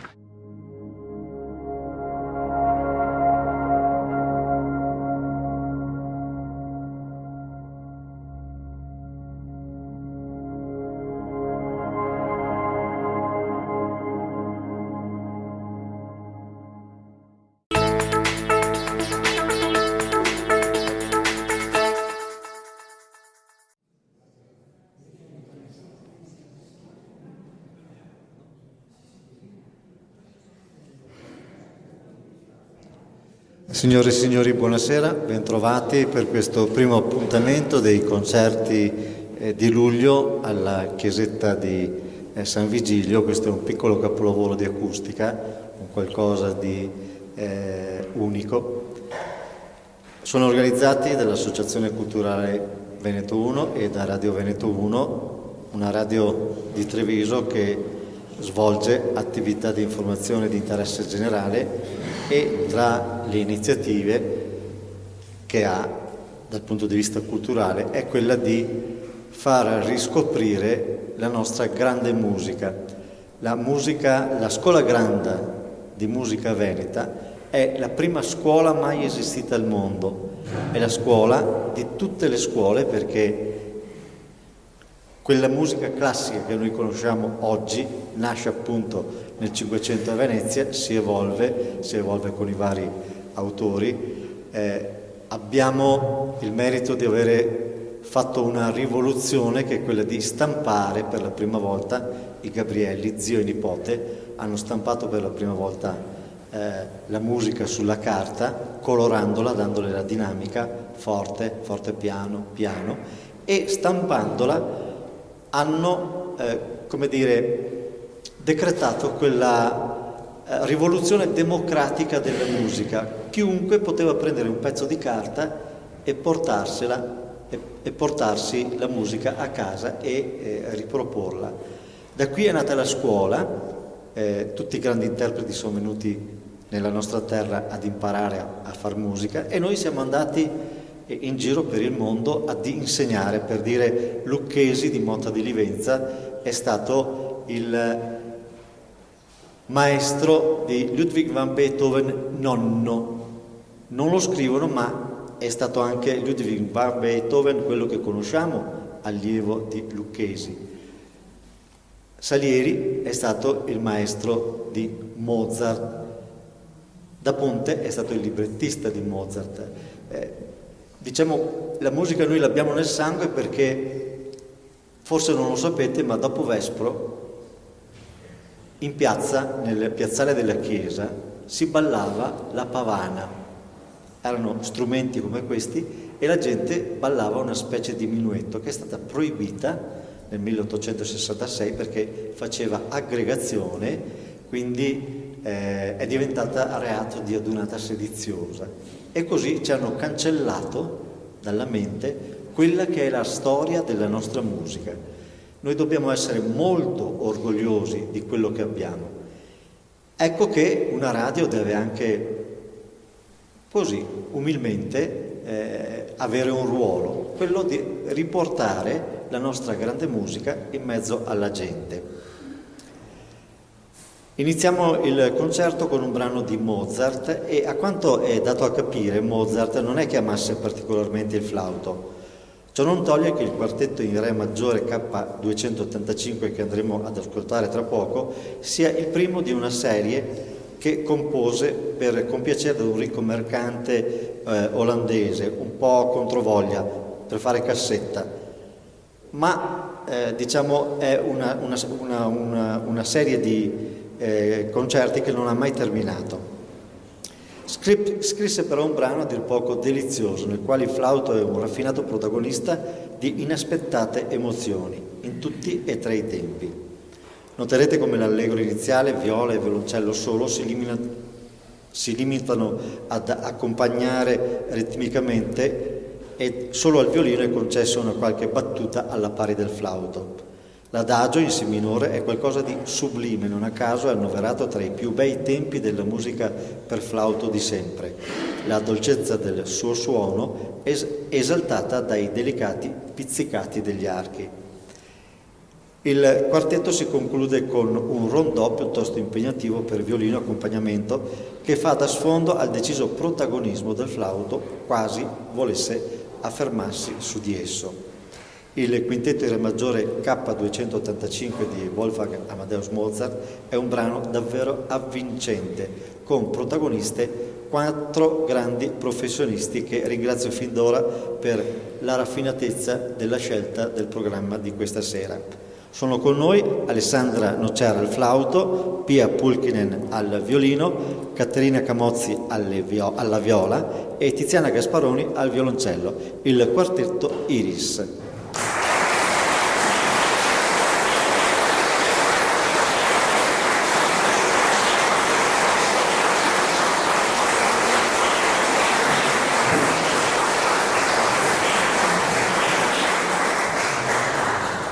Non mi rimane che augurarvi buon ascolto.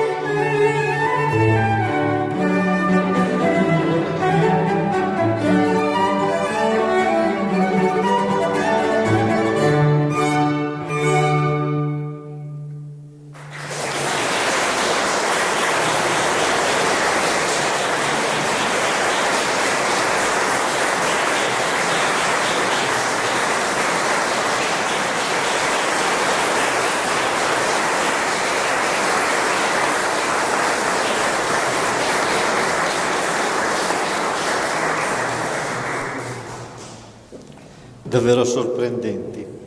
Tocca adesso ad un altro grande autore, un altro degli artefici dell'esportazione di questo nostro nuovo modo di fare musica, Johann Sebastian Bach. Ha attinto, come ben sapete, a piene mani da Vivaldi, da Albinoni, dai vari autori. Di Bach le ragazze propongono, il quartetto Iris propone l'Arioso dalla cantata BWV 156. La cantata che andremo ad ascoltare è tra le più belle e più note ed espressive dell'opera di Bach. Ha il senso di una supplica con la quale rimettersi alla volontà di Dio, una preghiera con la quale gli si affida la propria anima, chiedendogli protezione e conforto, quanto vale per tutti noi, ma ancor più per i nostri cari. Ho omesso prima di ricordare che la serata è dedicata ai miei genitori, a Tony e Sara Ghizzo, che voi penso conosciate bene, ed è con questo animo che dedico a loro questo brano e tutti i concerti di San Vigilio. Buon ascolto.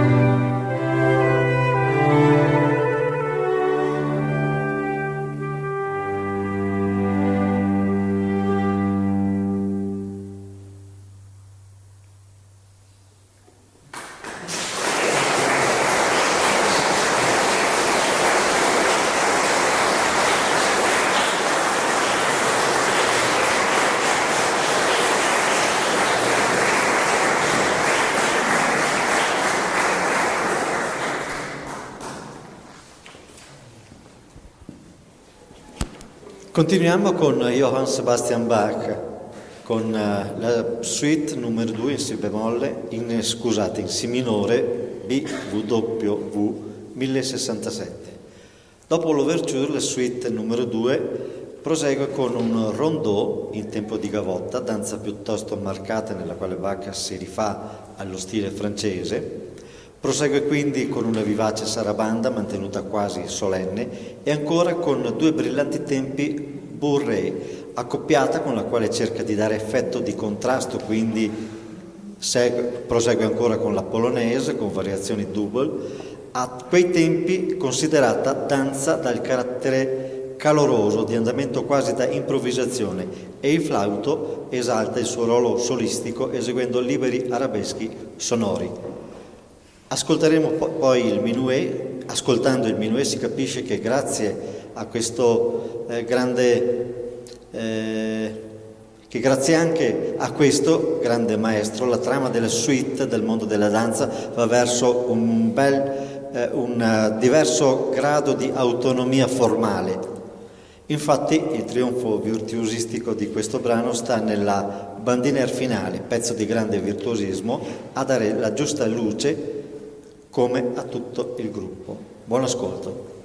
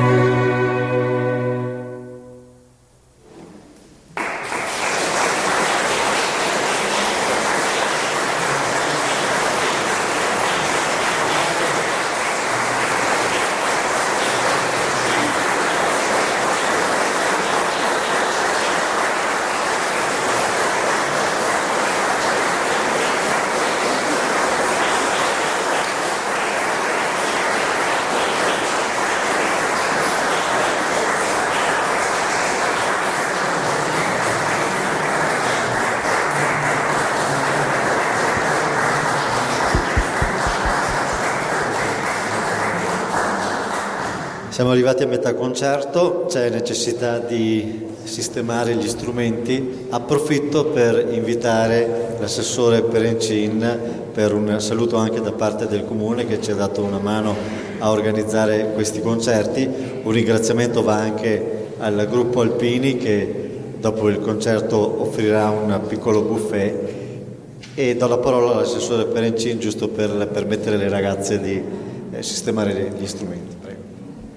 Grazie Roberto, buonasera a tutti da parte mia e dell'amministrazione comunale. Sono particolarmente contento che Roberto già da diversi anni sia qui con noi ad organizzarci questi concerti che sono davvero straordinari. Ovviamente un ringraziamento va alla parrocchia di Col San Martino, al parroco Don Carlo che ci mette a disposizione questa chiesa straordinaria e a tutte quante le persone che lavorano per organizzare serate come questa. Inoltre è anche piacevole perché c'è proprio una collaborazione anche delle associazioni del paese, tant'è che appunto questa sera gli alpini di Col San Martino offriranno un piccolo rinfresco, il prossimo venerdì invece sarà la Proloco e l'ultimo sarà la ciclistica di Col San Martino. Insomma, si cerca di coinvolgere comune, parrocchia e le associazioni del paese per dare la possibilità a serate come queste, insomma, di non passarle a casa ma di essere qui in un posto straordinario con una vista ancora più bella e in compagnia di ottima musica e ottime anche suonatrici, per cui il mio ringraziamento particolare va alla grande disponibilità di Roberto che tra l'altro quest'anno ha voluto dedicare i concerti ai suoi genitori, e anche perché ricordiamoci che Roberto è di Col San Martino, anche se da qualche tempo abita a Treviso, però le sue radici sono di Col San Martino, lui è di Col San Martino e questo ci fa piacere che ritorni e si ricordi del suo paese e della nostra bellissima San Vigilio. Grazie ancora a tutti e buon ascolto, buona seconda parte del concerto.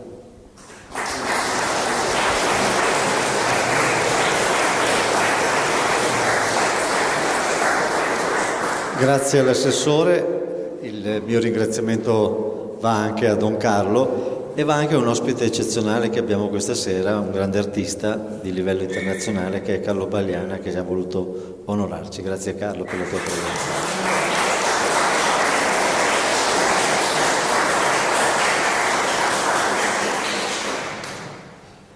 Bene, il programma prosegue con un compositore francese, Léo Delibes, autore di L'Acmé, opera in 3 atti su libretto di Edmond Godinet e Philippe Gilles. La trama è tratta da una novella di fine Ottocento, Raoult ou le mariage de Loti, di Pierre Loti. Il duetto dei fiori è forse la pagina più famosa dell'opera, anche grazie al suo ripetuto impiego ai nostri tempi in pubblicità e nelle colonne sonore di alcuni film. Ed è da sempre considerato un raffinato brano per coloratura ed agilità. Un'altra raffinatissima scelta di queste 4 fantastiche ragazze, il quartetto Iris, Alessandra Nocera al flauto, Pia Elina Pulkkinen al violino, Caterina Camozzi alla viola e Tiziana Gasparoni al violoncello. Buon ascolto.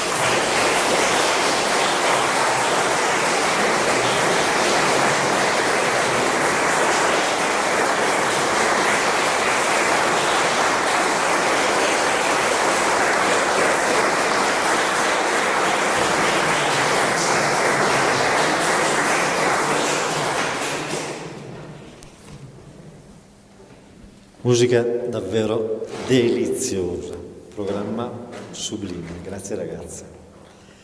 Tocca adesso un altro brano di Mozart, Voi che sapete.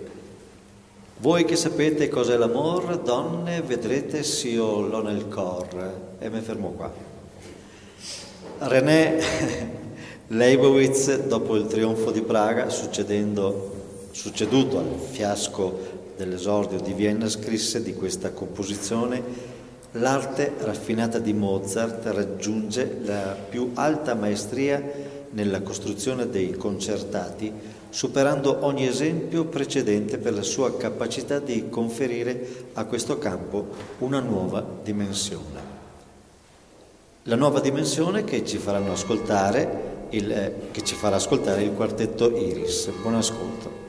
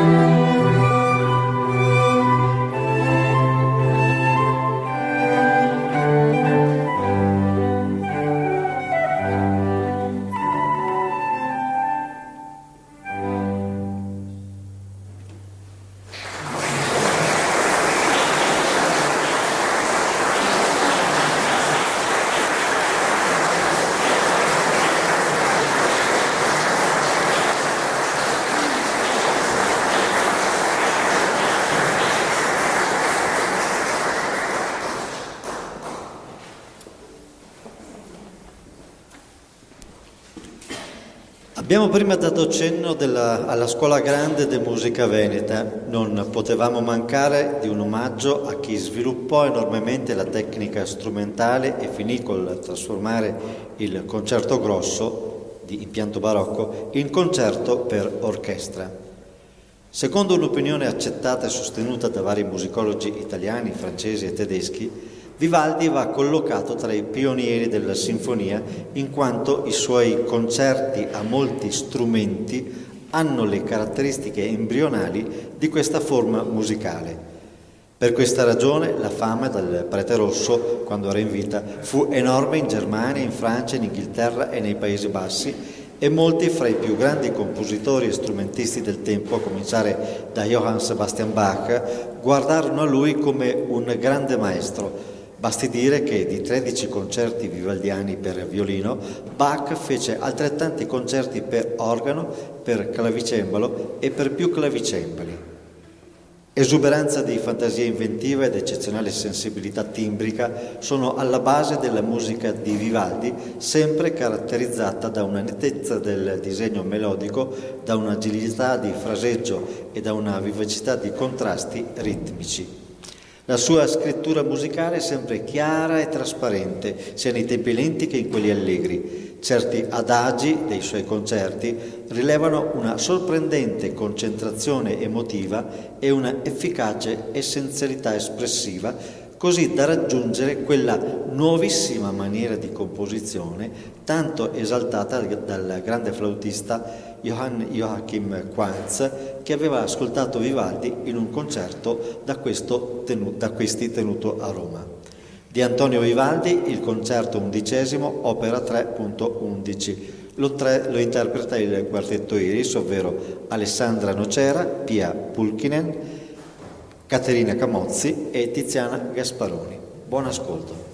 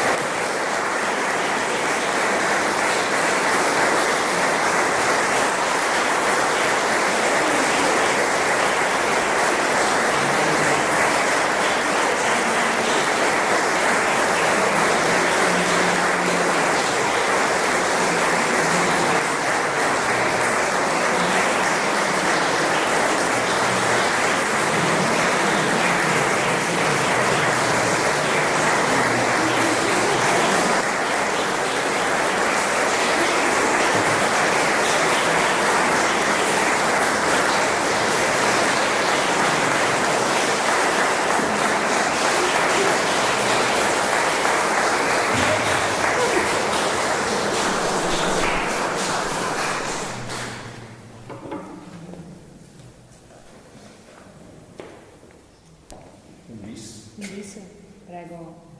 Un bis, se lo presenta lei. Certo. Eseguiremo l'ultimo tempo della suite di Bach dalla La Badinerie. Thank you.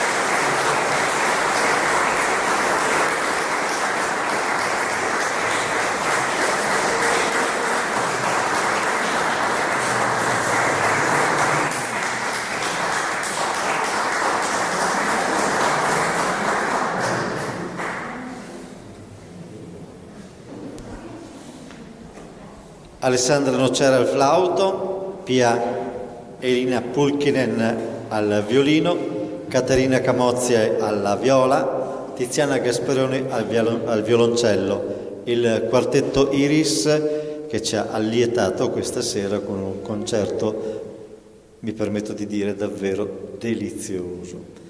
Io ringrazio voi per esservi scomodati, per essere venuti.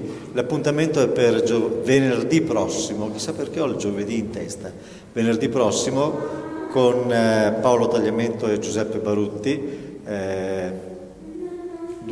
altre due firme pesanti come le professoresse che si sono esibite questa sera, e grazie per essere presenti. Alla prossima.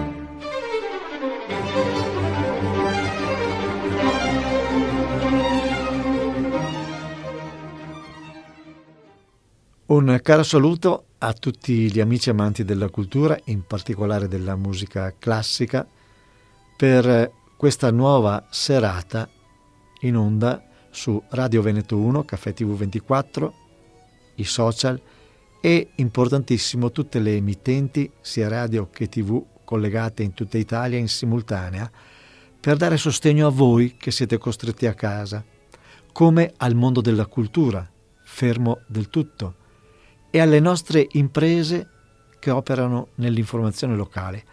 Anche noi siamo immersi in un momento di grave crisi che rischia di portarci all'estinzione. Le nostre sono serie realtà di informazione ed essere di ambito locale non è un diminutivo, ma vuol dire gestire il rapporto reale con il territorio, con voi. Un servizio tutelato dalla Costituzione. Le nostre sono tutt'altro che realtà di televendite o di tarocchi o telefonate a pagamento di, chiamiamolo, amore virtuale. Peraltro, lavoro e come tale degno della massima dignità. Anche le nostre realtà sanno essere presenti in momenti istituzionali di grande rilievo. È dovere, e riteniamo sia nostro dovere, commemorare la giornata della memoria, la strage di innocenti perpetrata su scala internazionale dal nazifascismo, giornata corsa il 27 gennaio passato. Ma con essa commemoriamo anche la giornata del ricordo del 10 febbraio, tragico evento nazionale, per non dimenticare le vittime fatte sparire nelle foibe del Carso e dell'Istria, altra dissennata pagina della nostra travagliata storia da non dimenticare.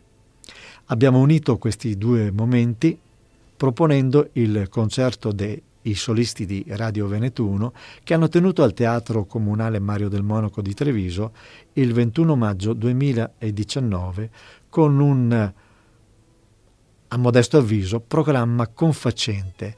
Ma prima diamo la linea a Sloga TV di Gorizia, realtà che si occupa di informare anche la minoranza di lingua slovena, molto presente nell'estremo oriente del nord d'Italia.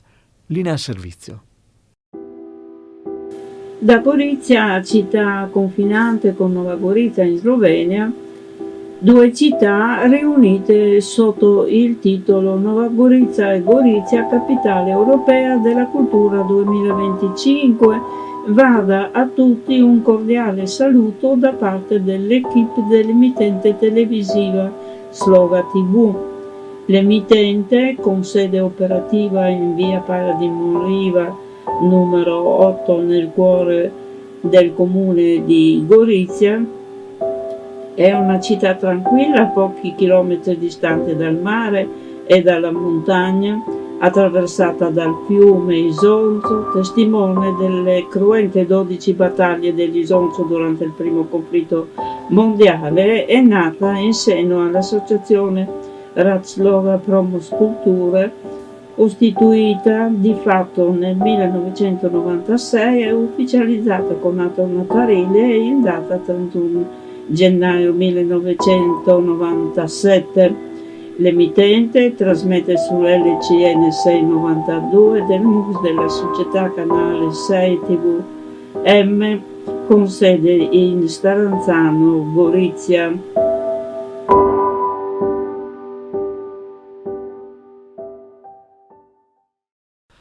Brutta notizia di questi giorni, a Sloga TV sono stati spenti i canali dal Ministero. La responsabile della TV, la signora Maria Ferletic, 85 anni ma ancora carichi di grinta e volontà di farsi valere, come tutta la comunità di lingua slovena, priva di un suo punto di riferimento per l'informazione, credo, e credo proprio di non sbagliare, debba andare tutta la solidarietà delle più prestigiose imprese di informazione locale che amano la cultura. Bisogna tener duro. Ma eccoci al programma.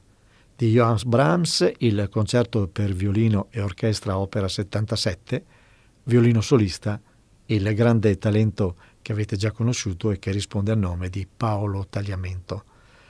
Seguirà di Felix Mendelssohn Bartholdy la Sinfonia numero 4, opera 90, detta l'italiana. A dirigere un altro grande talento, Massimo Raccanelli. Buon ascolto.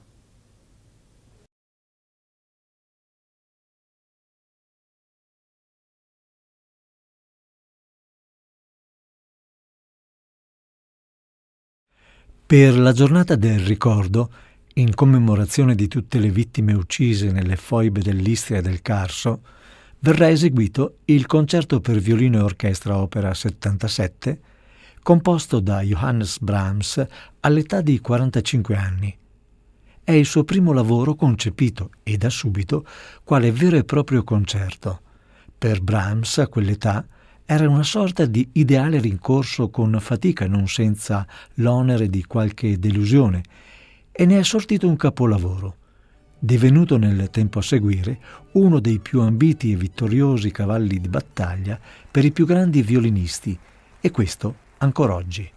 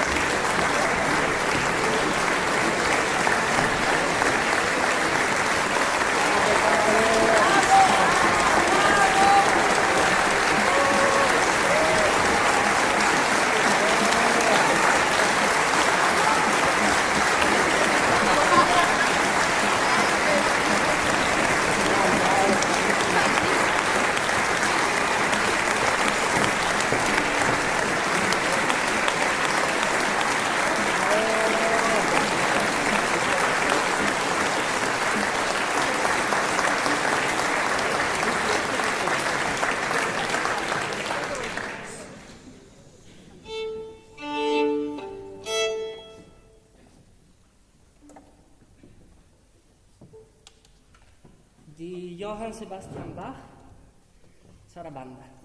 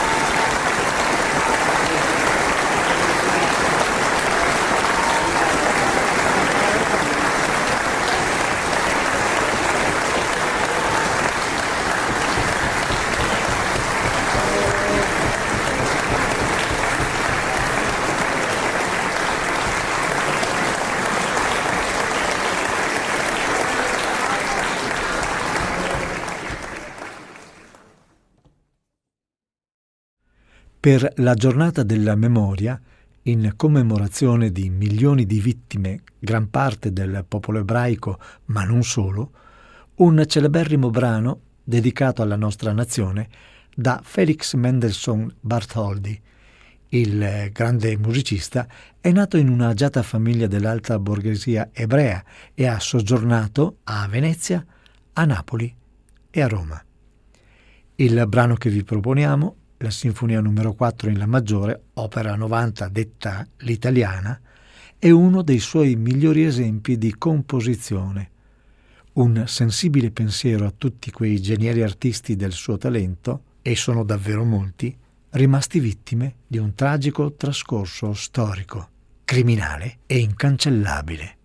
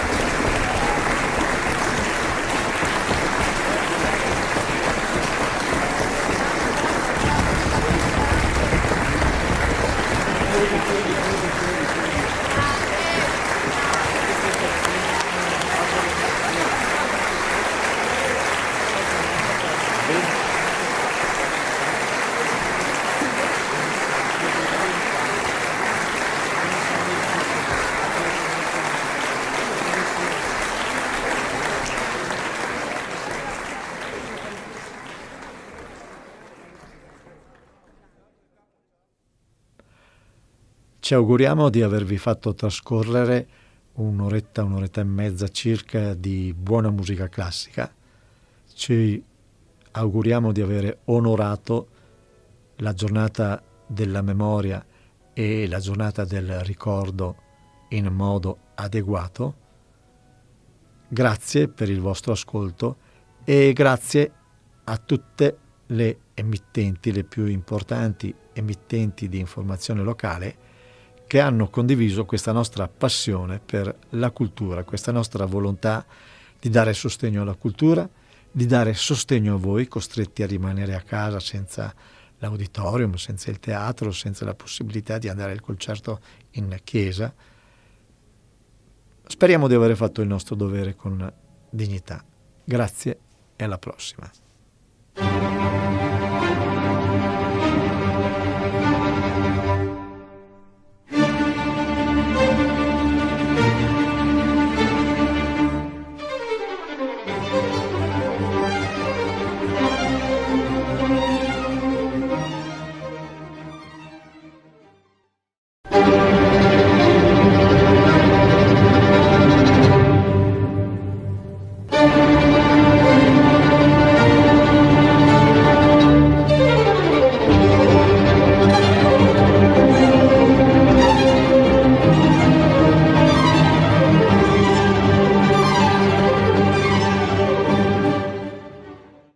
Ben trovati per questo appuntamento di Veneto 1 Classica che ospiterà un quintetto d'eccezione. Si tratta dell'unico quintetto al mondo composto di musicisti di altissimo livello facenti parte della stessa famiglia. Parlo dei fratelli Barutti. Anna al pianoforte, Fiorenza alla viola, Mila e Bruna al violino e il grande Giuseppe Barutti al violoncello.